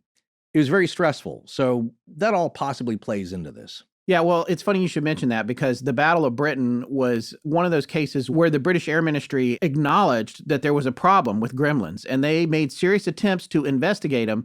They even went as far as to have a service manual written up by a gremlorist, Pilot Officer Percy Prune, Right. which was an official document consisting of a list of the creature's exploits, how to placate or distract them, and various ways to avoid accidents due to their presence, such as not displaying bravado, arrogance, or overconfidence, which was thought to attract the creatures. Yes, that passage there comes from Brent Swanser and his article from Mysterious Universe in a blog, The Real Gremlins, a World War II, where he was talking about Officer Percy Prune. Now, we know that Percy Prune was a caricature. Yes, he was created for comic relief and to give people a place to put their thoughts about Right. these crazy things. And Right. he had little expressions, and he made up words and made up phrases, and apparently he was a big hit. Well, he's So- like Sad Sack. I remember that old army cartoon. It's a way to commiserate. But what's interesting, if this service manual was real and kind of narrated by Percy Prune, again, it's a way of approaching the subject in that bifold stance here, is that it's a lighthearted comic thing, but also, there's something going on. You should pay attention. And I want to make a note about, we often talk about this, about an authority or a supervisory board of some kind, whoever's in charge, taking something weird seriously, enough that they write a manual on it. I'm not sure if I mentioned this before, but I had a friend of a friend who started off a career in the mortuary business. Now, I was told that this is a real thing by this person. Again, I'm hearing it, third hand. But this person did not believe in ghosts and spirits and all that, and things that go bump in the night. But they had the overnight job, the shift at the mortuary.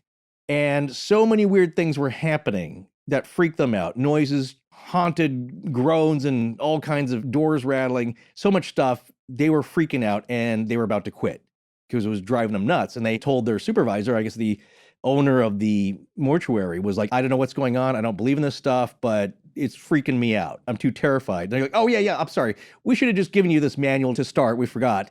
It's a manual on what to do when spooky supernatural stuff happens at the mortuary. It's like, why can't what? we get a copy of that? I want a copy of that. It's out there. It's probably an industry secret or something they don't talk about a lot because, again, it's that woo-woo nature. I was told this thing is real. I've been trying to get a hold of a copy, but nowadays, who knows? I mean, this is a long time ago. This is probably maybe 20, 30 years ago when this incident happened. And there may not be an official publication, but it is one of those things, as we saw, that's taken seriously by people who visit a lot. Like, remember Dr. Daly's pamphlet that they hand out to people who want to take an overnight tour or go ghost hunting at the Sally House? Yes. That, okay, you can laugh, but here's how to avoid something following you home. And here's how to be respectful, the do's and don'ts. So you can take it kind of tongue-in-cheek, but at the same time, weird stuff may be happening. Anyway, I thought that was a pretty interesting viewpoint, that if this manual by the British Air Ministry was real, it's a way to say, like, be careful, stuff does happen. You're going to have to be as sharp as possible.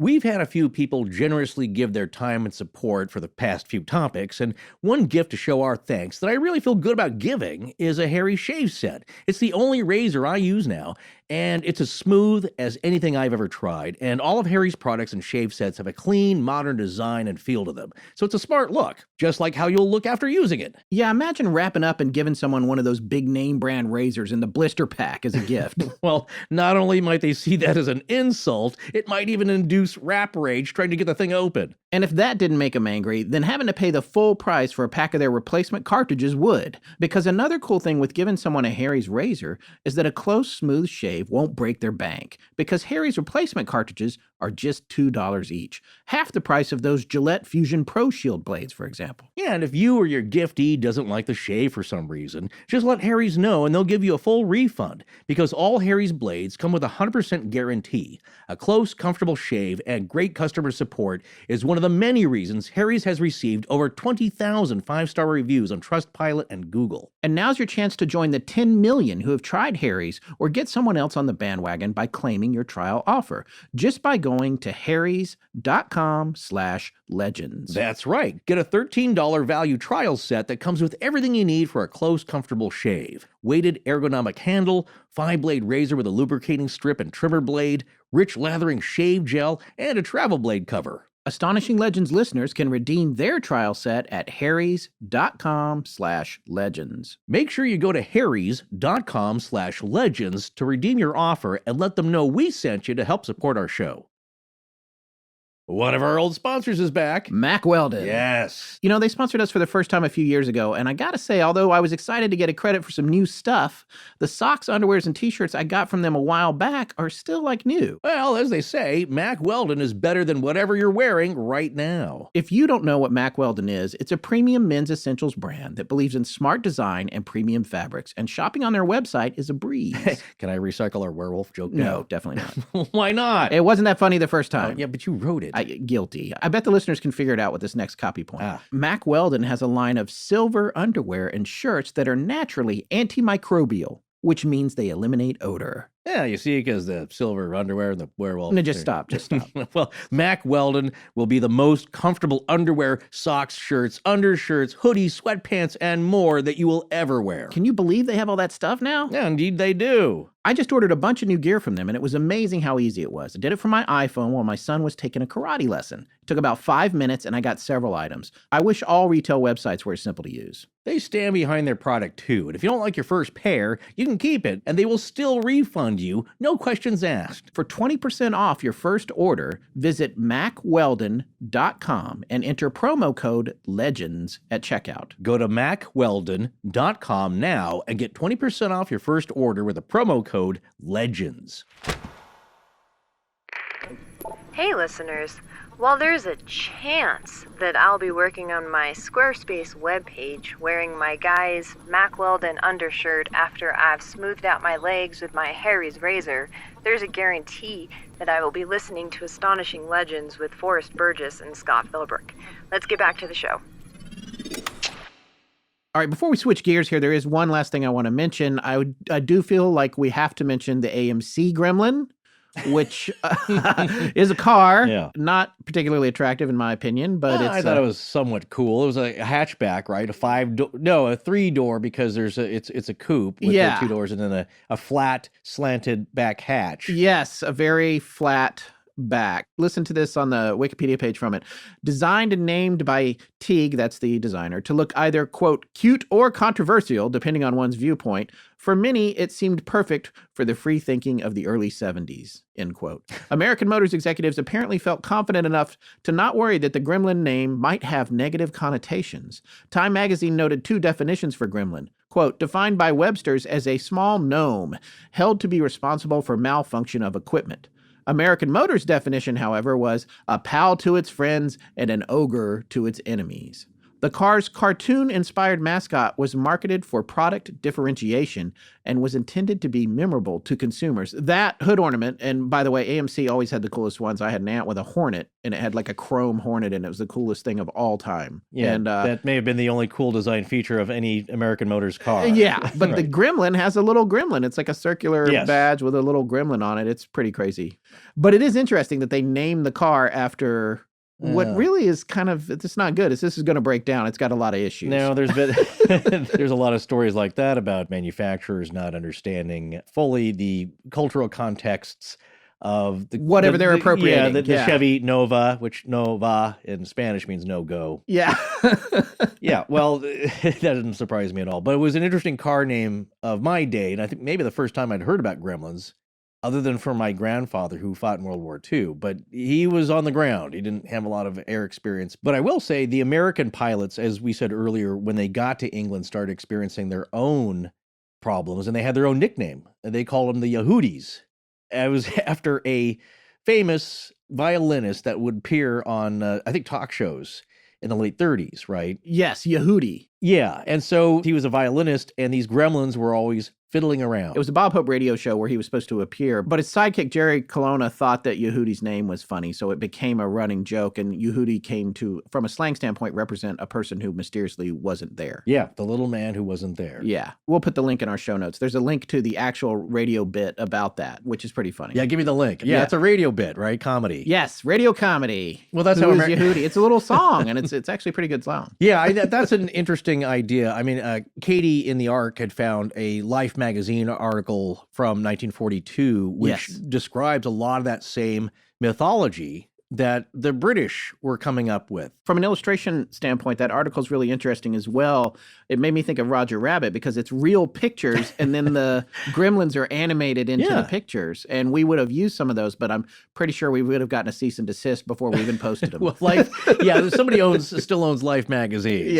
That also ties in that fact of animation or drawings, which you can see in those British safety posters that we talked about earlier, which I believe were illustrated by Boris Artsy-Bashev, who did those drawings in the Life magazine article, but also it seems those are the same characters from the British posters, where they seemed more of the, let's say, the mid-19th century classical British dress. He's got little a frock coat with tails and spats and a comical ruff around the neck, which are kind of pinheaded with a little bit of tuft of hair on the top. Yeah. So that's how he pictured them. You know, he's a Russian name, but he was actually an American. And we also found that he served as an expert advisor to the U.S. Department of State's psychological warfare branch. I know, that was an interesting fact to come across. So he's one of those guys that's like, let's put the speakers on loud and play Def Leppard for 24 hours. Exactly. That's what they do with the DMZ in Korea, right? They're blasting the music, which I guess they turned off. They turned off a year ago or something. Well, that's used as torture by a lot of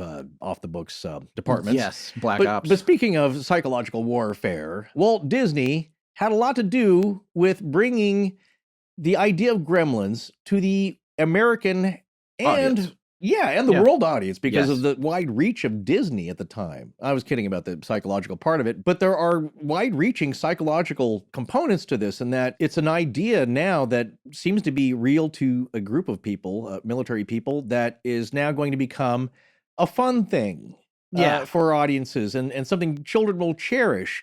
And that was started by Roald Dahl, the author. We know who Roald Dahl is, right?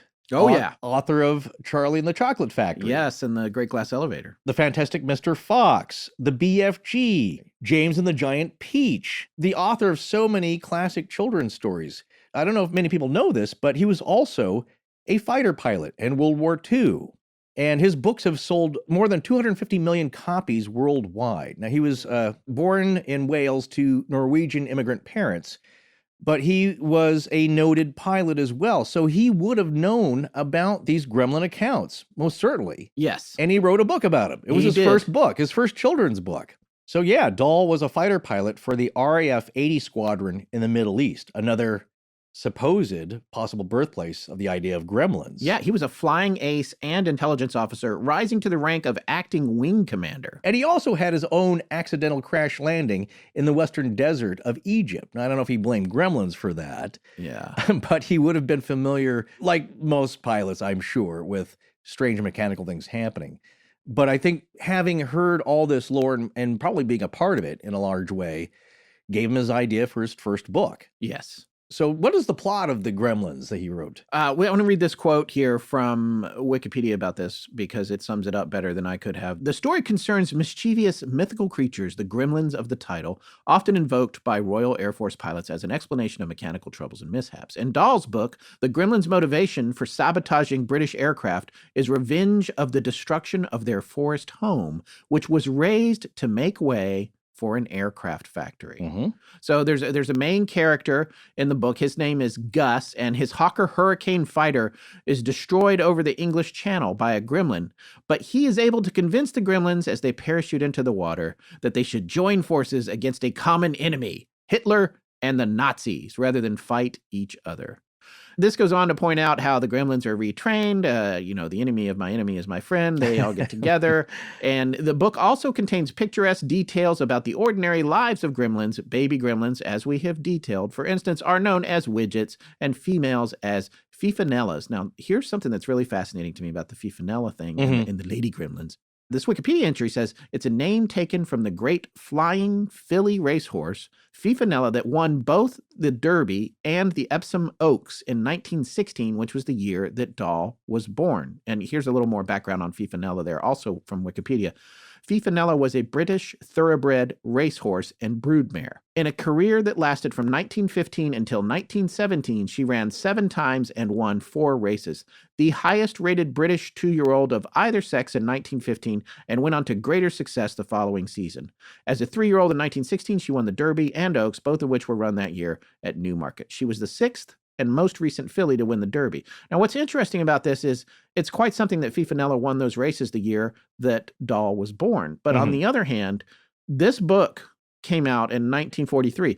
Gremlins Americanus by Eric Sloan, the illustrator that I read from earlier, came out in 1942, and it mentions Fifa Nellos as well. Now, to be clear, Dahl did not invent the idea of gremlins, of course, as No. we stated before. He just was the first to write a book about it. Made really. him famous Yeah, and he was outside of just aviators. yeah, generally credited as introducing the idea or getting that started to the world, because it was more known within just the flying community, military flying community of Britain and then the U.S. Right. People often say, like, well, there was no mention of gremlins with the Axis flyers, but there had been some reports that we saw, or at least a mention that later on, as the war was ending or the war was over, there were reports that Germans had strange things happen to them. And of course, we know they have a very rich folkloric history too. Sure. So there were reports. It wasn't just a thing about British pilots drinking Fremlin beer. Strange things and strange accounts were also coming from the Axis flyers, at least with the Germans, it seems. Now, Dahl had been reassigned to the British Embassy in Washington, D.C. as an assistant air attaché in 1942 in January, and that's when it's believed that he wrote this book. What's interesting to note about that is that when he wrote this book and then the publication in 43, the idea and all these articles that are coming out was in a very short span of time. Well, yeah, and Walt Disney had pushed it into Cosmopolitan magazine in 1942 also, and it appeared in Walt Disney's Comics and Stories in 43 and 44. But again, I want to point out that Eric Sloan's book came out in 42. Right. It would have to be like Sloan saw it in Cosmo and baked it into his book and then got his book published overnight. It's a very short book with just a few illustrations. Right. So maybe he did, but it's hard to say, for example, exactly where the Fifa Nello idea came from. Yeah, if you can, I don't know if you can credit it to Dahl or if it should be Sloan or if it was prior to both of them. Right. And there's some debate about that. Even on all the sources that we looked at, no one seems to really be able to nail that exactly down. It's the kind of thing we could get bogged down in for months if we are not careful. Well, precisely, but it's not something that was just born in 1942 or was a weird kind of a thing. My point here is that it seems to be pretty well established. It doesn't seem like anybody's borrowing from somebody else, other than they heard the same terms that are generally being thrown around, because in June of 1942 is when Walt Disney considered turning Dahl's book, The Gremlins, into a live-action, full-length feature film. Right. So earlier you were talking about animated characters appearing over actual photos. That's also an idea for a film that Disney had. Yes. And that was going to be a big deal. However, that never came to be. It didn't. He couldn't really figure out how, I mean, from what I read, and I'm certainly not a Disney expert, and I have friends that are who are probably going to give me a hard time after I say this, but like they couldn't quite figure out how to do Hitler and the Nazis in a Disney film. So the project kind of died on the vine. Well, what had happened is that, as you know, with a lot of Hollywood projects, it gets shortened and changed, and it starts shrinking down because then Disney decided, well, okay, maybe not a live action / animated feature. Maybe it's just an animated feature. So they're going with that. And that was and then they fully rewrite storyboarded. it. It eventionally became Madagascar. So no, there was going to be an animated short, and then that didn't happen. No, but Warner Brothers did do an animated short, which I saw. Only remembered once we started researching this. There was a Warner Brothers cartoon with the Grim. They're attacking the plane and everything, and Bugs Bunny is in it. I mean, I've seen it 100 times. Do you remember that one? Yeah, oh yeah, absolutely. Well, a lot of those Warner Brothers cartoons, especially Bugs Bunny, had a World War II theme and a lot of terminology that kids didn't get, but I loved them, that came from World War II. Yeah. As military servicemen were coming home from the war, they were introducing these terms, and it was starting to show up in popular media and culture of the time. So even though that film never happened, generally because the rights could not be sorted out between what the RAF owned, Yeah, that's the other thing. It was and the hard contracts, to, and so it was like, you know what, never mind. But Disney actually, upon his urging, as you said before, I believe, the story appeared in Cosmopolitan. Yes. And that was a big publication of the time. It made it out in that realm of magazines. Random House had published a picture book of the revised story in 1943, and that became an international success. So that although Walt Disney, he never made it into a film, you can safely say that he and Roald Dahl helped make the idea of gremlins known to the world. One of the cool things about this, the doll and the Disney thing, is that it does change one of the fundamental elements of the origin story. Yeah. In a way, because it puts the gremlins as something that we mentioned earlier in the episode, more like woodland, nature-associated creatures. Yeah, they were more like little people in Yes. his book, rather than goblins or reptilian types of things. I think of them as like the borrowers, except that they had magical powers and they were expert machinists. Right. And so what this says is they adapted from that life to a life of revenge after their woods were razed to build an aircraft factory. So that part of it is really pretty interesting. And it adds another dimension to the story, so it's cool. Well, yeah, they started off living, their origin story is in the ancient forests and swamps of England. That goes into the folklore, the ancient folklore ideas. Oh, and also Dahl mentioned spandools. Remember that? Yeah. Yeah, the ones who lived in the clouds. Right. And those ones cause all kinds of problems, I think. They're the ones who iced up the works because they were so high at an altitude that they were their own species. So once again, in this version, Dahl's version, they're actually creatures of the elements, nature spirits of the woods and of the air. So now we're going to take a look at some accounts of gremlin encounters where people actually experienced or saw something. And we're going to start with one of the most famous aviators of all time, Charles Lindbergh. Not only that, he's one of the most famous people of his era. This guy was an international rock star for what he did. He was a big deal. And it was a big deal. The thing that's interesting about him was he was pretty open-minded when it came to the paranormal. I did not really realize this until we got into this particular episode and had to do a lot of reading and research on him. And turns out he was kind of ready to believe in the unexplained. Well, like a lot of people, though, he didn't start off that way. He was pretty skeptical before he started his epic journey of about 3,600 miles across the Atlantic. And this was in May of 1927. And he left from Roosevelt Field in Garden City, New York, and he landed in Le Bourget Field in Paris. So that's a 33.5-hour flight in a single-engine plane, single seat, and the first person to do that. So it was a big deal. But he had a mystical experience along the way, which he didn't really tell anybody about until he wrote his autobiography. I think that was in 1953. Yeah, it was 20 years later. So what's important to note here, though, is that this encounter often is attributed to a gremlin experience because it's just dealing with something weird and spiritual, perhaps, or an entity of sorts on an airplane. Well, and there's components of it that line up with the gremlin mythology. There's other components, not so much. So it just kind of depends on what you think gremlins are, really. Yeah, he had his own type of gremlin encounter that was specific to him. But fortunately, it was the good kind. Because in this encounter, they didn't harm him. He had enough problems, on his own. He had his wings icing up, altitude problems. These beings, which were more spiritual, as he described them, actually helped him out with advice, expert advice on navigation and comforting him in a way, just saying, don't worry, you're going to make this. You're going to do it. You're going to be okay. And it gave him a little bit of power to go through. But it was a very interesting experience in that, it was very much like what we would think of as a psychic paranormal experience today. So a lot of people, of course, after he mentioned this, well, it's a long flight. You're hallucinating, obviously. It's a long flight. That happens with some pilots, well, especially high altitude test pilots. Sometimes weird things happen, but in the testing phase, well, as we saw in the near-death experience episodes, that can induce a very strange experience in your mind. But he's only 9 hours into the flight when this happened. So that's a long day. It's a long time flying. But Amelia Earhart, had really long stretches of flying in a vibrating aircraft, which was a lot more advanced than his, but still very tiring. And she seemed to be fine, or at least she never explained or described any experiences with a gremlin type things. But of course, she had her own mechanical problems. But this one, yeah, you could say like, well, he was really tired. He's hallucinating. He's imagining all this stuff because it's too fanciful, but perhaps not. So, Scott, why don't you read to us a few passages where Lindbergh describes his experiences? Okay, this is a pretty fascinating section. This is from his biography by Charles A. Lindbergh, The Spirit of St. Louis, and this particular version is a 2003 edition of it from Charles Scribner's and Sons. While I'm staring at the instruments during an unearthly age of time, both conscious and asleep, the fuselage behind me becomes filled with ghostly presences, vaguely outlined forms, transparent, moving, riding weightless with me in the plane. I feel no surprise that they're coming. There's no suddenness to their appearance. Without turning my head, I see them as clearly as though in my normal field of vision. There's no limit to my sight. My skull is one great eye, seeing everywhere at once.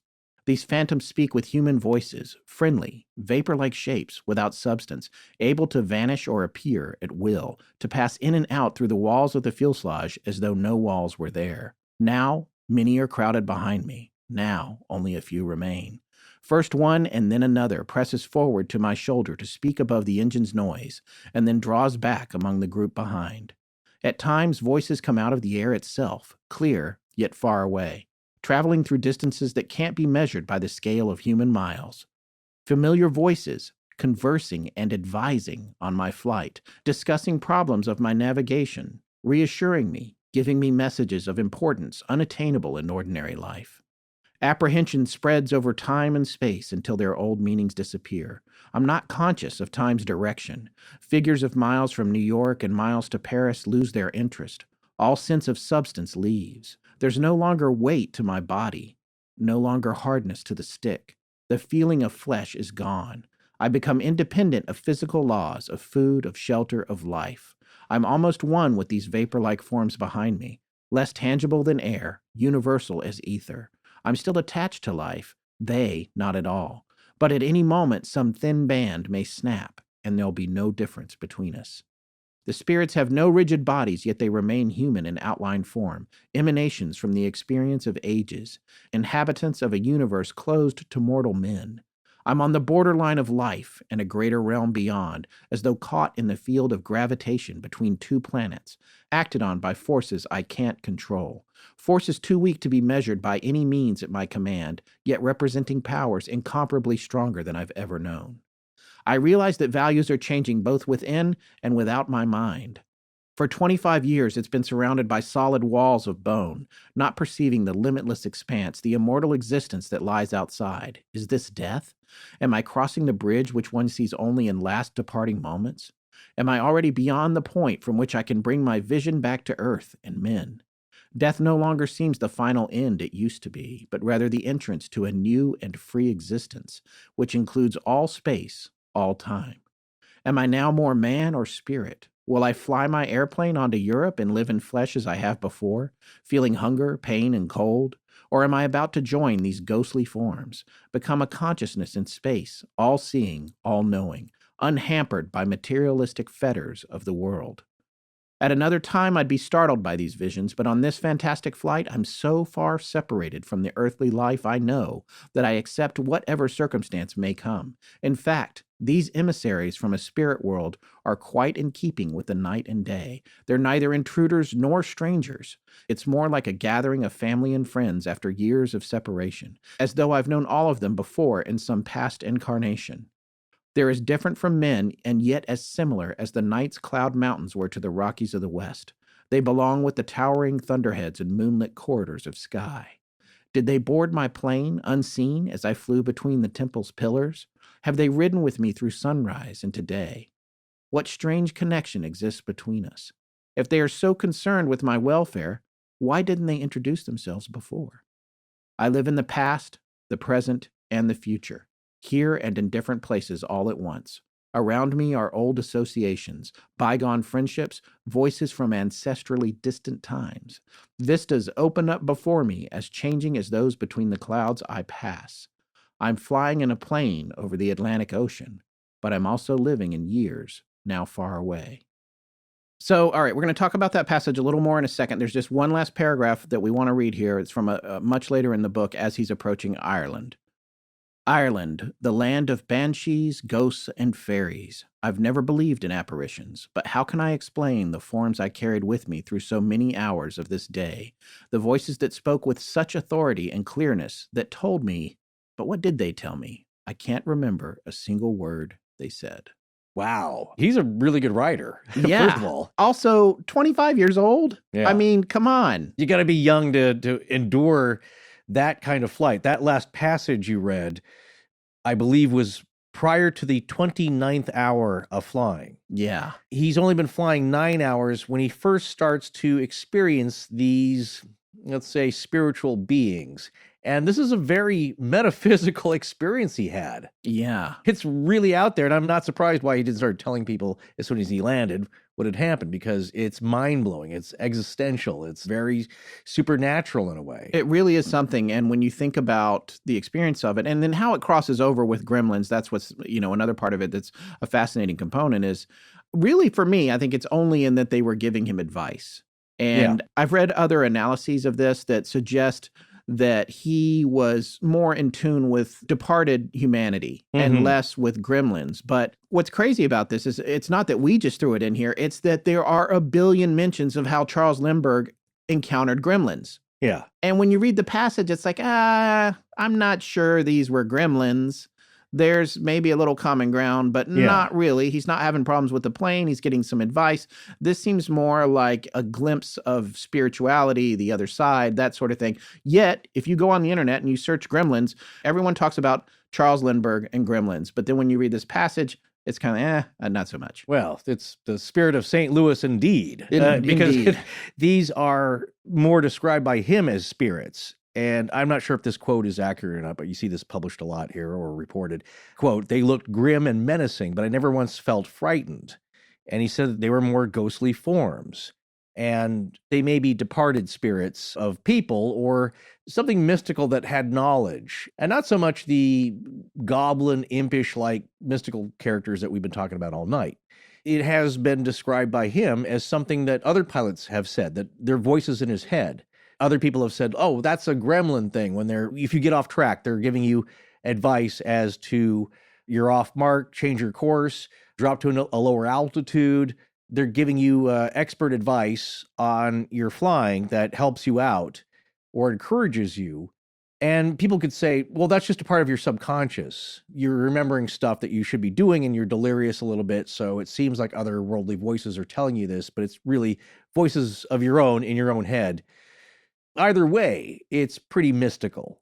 All right, let's take a look at some other eyewitness accounts. And we mentioned one in the quote at the top of the show. That's a story that a lot of people reference, that LW, who had a very specific experience. World War II, actually one of our authors of our earlier pieces said, well, there you go. You got to see the birth, the heyday, and the death of a new mythology. Yes. And now it's over because World War II is over. But that's not the case. A lot of people think that. But if you're in aviation, you know it's a term that is still being used. We have a member of the ARC who has a lot of military connections and Air Force connections in particular, and asked one of his buddies, hey, does this still get mentioned? Do gremlins get blamed for stuff? He was like, oh, yeah. Yeah, it still by goes the on way, today. These are high-ranking active duty people. Yeah, and not to say that we're talking about the goblins, fairy, pixie, elves, that kind of goblin in particular, but it's an active term in that, like, oh yeah, gremlins are at work, they screwed this up. Unexplained phenomenon. Yeah, so it's still a commonly used thing. But in addition to that, there are some modern day accounts of people seeing weird creature type things screwing up aircraft machinery in all various forms. So that too still goes on. So you remember at the top of the show when we were talking about the folklore of gremlins and how that started and some of the terminology and the etymology of the word, the word origin of gremlins? Well, this is on the wiki page even that I found pretty interesting, but it's also, of course, mentioned in other sources. That folklorist, John W. Hazen, was the one who weighed in on the possible origins of the word gremlin, to vex or to annoy, as possibly being a root idea for gremlin. Well, he had his own modern-day gremlin experience. So paraphrasing this from the wiki entry, Hazen mentions this in a peer-reviewed an academically praised publication, which is pretty brave of him. Because if you write this down anywhere, then especially to your peers, they might start questioning your sane judgment. Yes. So apparently what happened during a flight, he found a, quote, parted cable which bore obvious tooth marks in spite of the fact that the break occurred in a most inaccessible part of the airplane. And at this point, Hazen thought he heard what he called, quote, a gruff voice demand, "How many times must you be told to obey orders and not tackle jobs you aren't qualified for? This is how it should be done," end quote. Upon which he heard a musical twang and another cable was parted. Right there in front of him. Yeah, okay, so there's a couple of things going on here. Yeah. Do you remember, as we talked about earlier, that sometimes gremlins work alone? Yes. And sometimes they work in groups when the task is too big? And there's another idea here. I'm not saying this is where Hazen got this, or maybe it influenced him, but there's a correlation between beginning pilots learning to fly and instructors. Remember, we said, like, it's most embarrassing when you're coming in for a landing and the instructor has told you everything you need to do, and you think you got it lined up, but then the gremlin uses their foot jacks and they lower the entire airfield 10 feet. Yes. And you misjudge it, or they bring it up and you bang the bottom of the airplane in a bad landing, right, and possibly damaging everything. The instructor yells at you, you get laughed at by your fellow students, and it's really embarrassing, and the gremlin has a big laugh. Well, that's the action of the gremlin, but like I said, there's also a connection to young gremlins being taught how to destroy and mess with things properly, right, and that they talk to each other. And it's just a weird disembodied voice kind of experience, which is pretty common in the paranormal realm, it seems, where you hear conversations going on and you don't see anybody, but then there's a physical action that you do see, and he sees the cable snapping after a bing. Yeah. Almost like a Warner Brothers cartoon. So who knows, really, if that's really how Hazen saw it or what he really experienced. I doubt. I mean, he's a well-respected folklorist. I doubt he'd be making that up just to prove his point, because generally folklorists just document. They don't tell about their own experiences about something strange. But that Life magazine article that we mentioned earlier, also in a little comical passage, has a mention of a boss gremlin getting after a worker for not doing the job right, or instructing them on better ways to be mischievous. Well, there's one in particular that you have to talk about. If you're going to talk about gremlins, you got to talk about this one. And this one is one that we could not really find anywhere. We did find some websites that were trying to corroborate it, but they had some issues tracking it back to an actual recorded military incident. Yeah. So there's an implication that perhaps the person who wrote it might have been having a little fun with it. Yeah. As near as we can tell, the only place that it's written down is in Charles Berlitz's World of Strange Phenomena, which is a book we've mentioned several times on the show. I just happen to have my very own paperback copy right here. Yes. And it smells amazing. It has a price tag on it for $2.50. I think I paid a little bit more, as it technically kind of a rare book. It's an amazing book. All these things in here are pretty crazy. But this particular story is on page 210 of the paperback. Let me just dial it up here. It's barely a page and a half. A Massacre in Flight. This is page 210, Charles Berlitz's World of Strange Phenomena, the paperback edition published by Fawcett Crest. Something terrifying happened in the air one day in the late summer of 1939, and to this day the incident is shrouded in secrecy. All that is known is that a military transport plane left the Marine Naval Air Station in San Diego at 3:30 one afternoon. It and its 13-man crew were making a routine flight to Honolulu. 3 hours later, as the plane was over the Pacific Ocean, a frantic distress signal was sounded, then the radio signal died. A little later, the plane limped back to base and made an emergency landing. Ground crew members rushed to the craft, and when they boarded, they were horrified to see 12 dead men. The only survivor was the co-pilot, who, though badly injured, had stayed alive long enough to bring the plane back. A few minutes later, he was dead too. All of the bodies had large, gaping wounds. Even weirder, the pilot and co-pilot had emptied their .45 Colt automatic pistols at something. The empty shells were found lying on the floor of the cockpit. A foul, sulfuric odor pervaded the interior of the craft. The exterior of the airplane was badly damaged, looking as if it had been struck by missiles. The personnel who boarded the craft came down with an odd skin infection. Strict security measures were quickly put into effect, and the emergency ground crew was ordered to leave the plane. The job of removing the bodies and investigating the incident was left to 3 medical officers. The incident was successfully hushed up and did not come to light for 15 years when investigator Robert Coe Gardner learned of it from someone who was there. The mystery of what the crew encountered in midair that afternoon in 1939 has never been solved. Well, if there's any account that's ripe for a movie scene, that's it. And speaking of, I believe that was the inspiration, that story there, for a segment within the animated film Heavy Metal. Oh, You okay, remember nice. that? No, yeah, I remember the film. I've never Yeah. seen it, actually. That's a glowing evil orb. Okay, Your well, there favorite. we go. Yes, the like cause Phantasm. of many things. Yes. Oh, yeah, that just floats into the plane and causes havoc. Well, there you go. I don't know if that's how you would even run that down. And if you were writing fiction, how you end it, it's like, well, there's no records of it because it was top secret. There's a really good blog, and I'll see if I can find it again. We can put it in the show notes, where they did try to connect it with known incidents. Yeah. And they found some things. There was some common ground. There was one particular plane. It was a midair collision. That was the Right. closest thing they could compare it to, was a Oh, midair interesting. collision Yeah. where somebody survived. But it didn't have a lot in common with this. It was kind of a leap, which the person who had done the research said themselves. We'll dig that up and put it in the show notes. But Well, Anyway.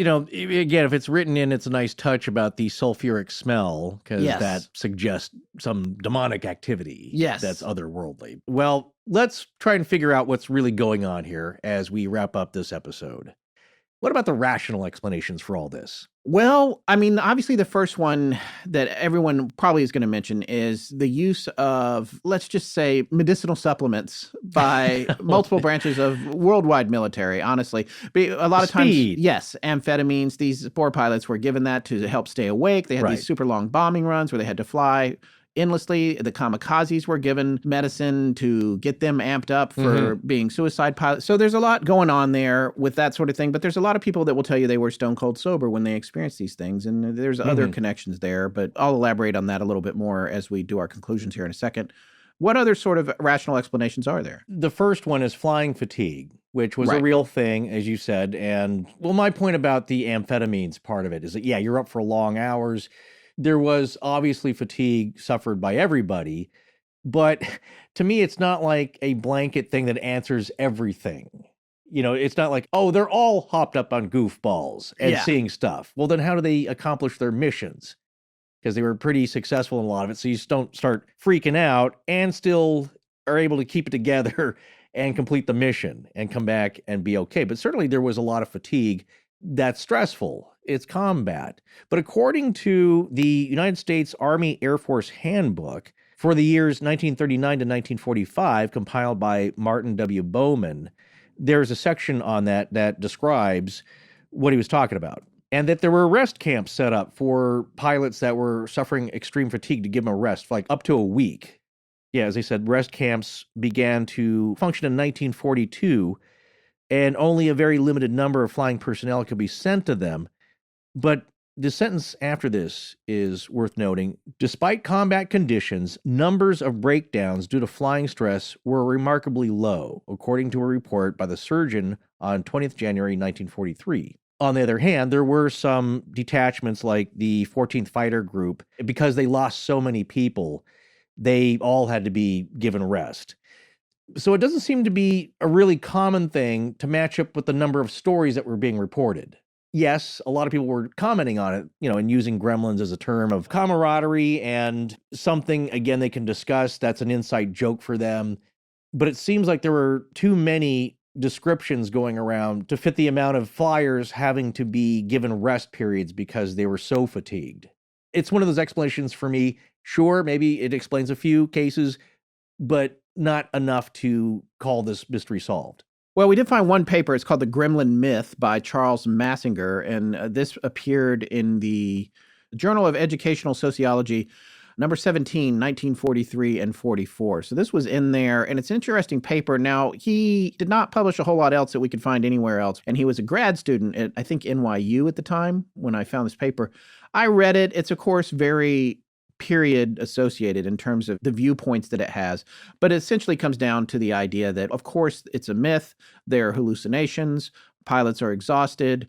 There's no way this can be real, but we can't look down on the pilots for having these hallucinations because they're working so hard and they have such long hours, and these are peaceful men that have been cast into the throes of war.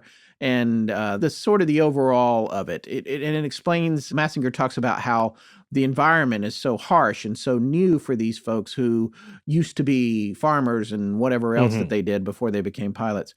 And I can see a little bit of that. Sure, that's going to create possible hallucinations, and there's fatigue associated with it. But like you, I find it unusual for everyone to be experiencing the exact same thing or to experience something similar. On the other hand, once this started to snowball and it became a conclusion that people could wrap their heads around, I could see where everyone might start to glom on to the same idea as a cause. But for my conclusion on the story, having researched it, I got to tell you, Forrest, and I haven't told you this until this very moment, I don't think this is a thing. Like I said, I don't think there's a lot of cases where you can find eyewitness accounts of any particular thing, and then everyone's describing different stuff, and it seems to me just like a myth or a legend that snowballed, and it's fun to talk about, and it's kind of interesting. On the other hand, I totally believe in unexplainable phenomena happening to pilots in the air. We have tons of cases like that we could cover on the show over the next couple of years.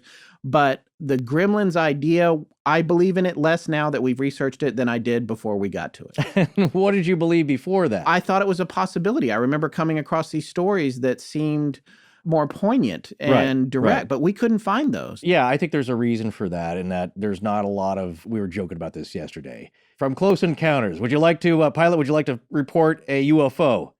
Negative, tower.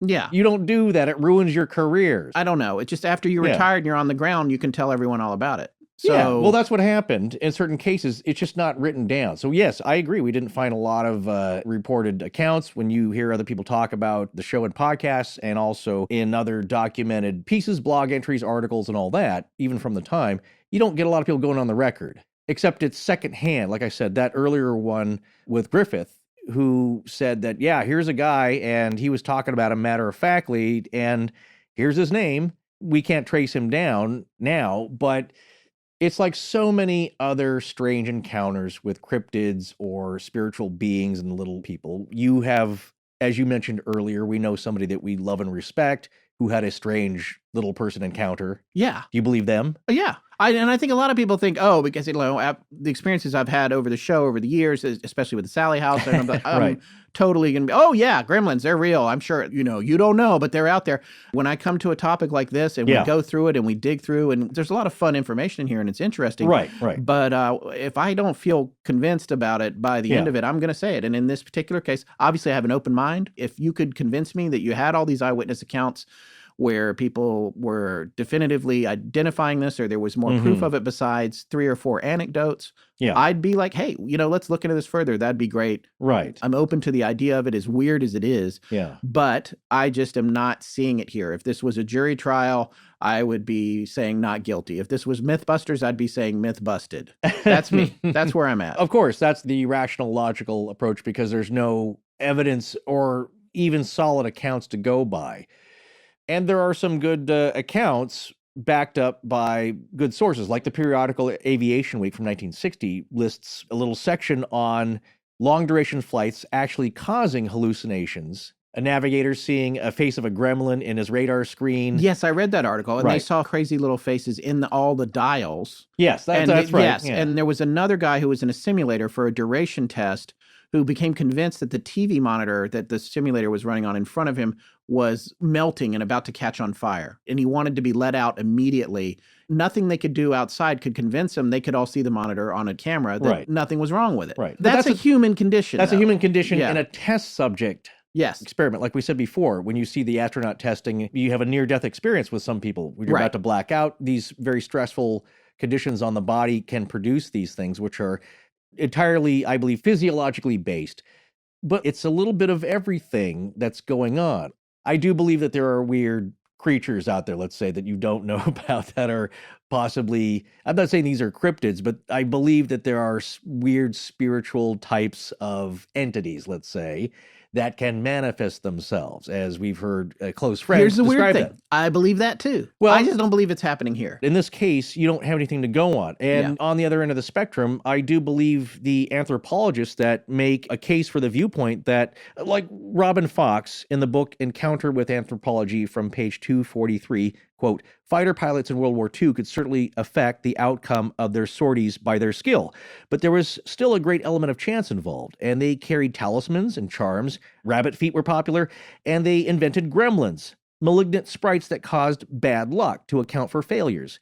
This shows how people, even when they are involved with superior technology, resort to superstition. There is that, and it goes with the attitude of, like I said, it's an inside joke. You can joke with each other, and it's a convenient thing to blame accidents on, especially blame boneheaded blunders and forgetfulness on something that's imaginary, an imaginary funny little creature, rather than your fellow pilots, because that would be demoralizing and cause dissension and Right, that's social another rifts. good reason for them to exist, which Yeah, I would agree exactly. with you on that. Here's another citation from Punch magazine in 1942. Quote, gremlins are found literally everywhere. Every aircraft that comes off mass production lines will automatically acquire one or more gremlins. It is worthy to note that enormous cargo planes will most certainly result in bigger and better gremlins. And it says, again, it feels like there is a need for people/humans to try and find something to blame for things they don't understand. Is there a correlation with a gremlin-like encounters and mass production/factory/improvements in technologies? Is it more related to removing us from the process of making/manufacturing things and automating processes? Well, like we said, these encounters come from the biplane era, when planes were not so much being manufactured on large production lines, where obviously things can go wrong when you start doing that. So basically, I think, yeah, that's possible. It's a sociological, psychological thing. It provides a function in that you can look to this comical character, this mystical pixie of the imagination as being at fault for a lot of stuff you can't explain. And it's convenient. It's a bonding mechanism. It's something that's their own. That vocabulary came out of that own crisis and being an airman and on an aircrew or even the ground crew when you're a mechanic and things are going wrong. It's something that they can share that's their own, and it builds morale. And especially that set of the pilots and ground crew of Britain during a very crucial time in their battle when they almost lost their country and a lot of people were dying and they needed something. So that makes sense. I'll go with that. But on the other end for me is the belief that, yeah, there's so many weird things that happen in our world that are beyond rational explanations and strange creatures. I've just heard too much now. We're talking about Hubert Griffith. I'm not sure he ever saw one, but he'd heard so many firsthand accounts from people that he trusted and respected and believed that maybe there's something to it. And because I think it's like with everything else, there's a lot of things that are made up and they're sensationalized and they're exaggerated. And nowadays they're put on the internet, creepypasta, or somebody posting a multi-part tweet about something that's happening in their house, which may or may not be happening, but may have been built upon a very real weird incident. I just believe that weird incidents happen, and I believe sometimes there are strange creatures that are seen. So in that big mix of things being made up and actual strange encounters happening to people, somewhere in the middle, up in the skies, on a plane, I will believe that every once in a while, a gremlin pops up.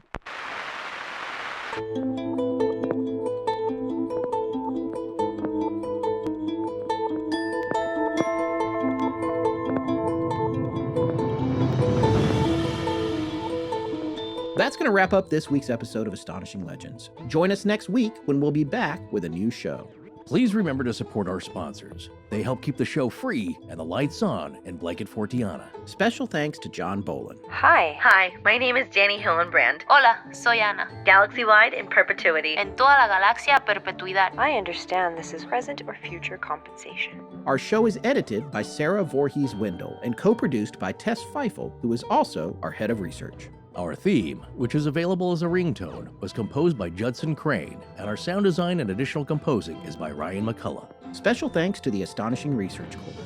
But most importantly, we want to thank you, our listeners. Visit our store at astonishinglegends.com or interact with us and other listeners on Twitter, Facebook, and Instagram. You can also support the show at patreon.com/astonishinglegends, where patrons have access to additional bonus content. No part of this show may be reproduced anywhere without permission. Copyright Astonishing Legends Productions. Good night.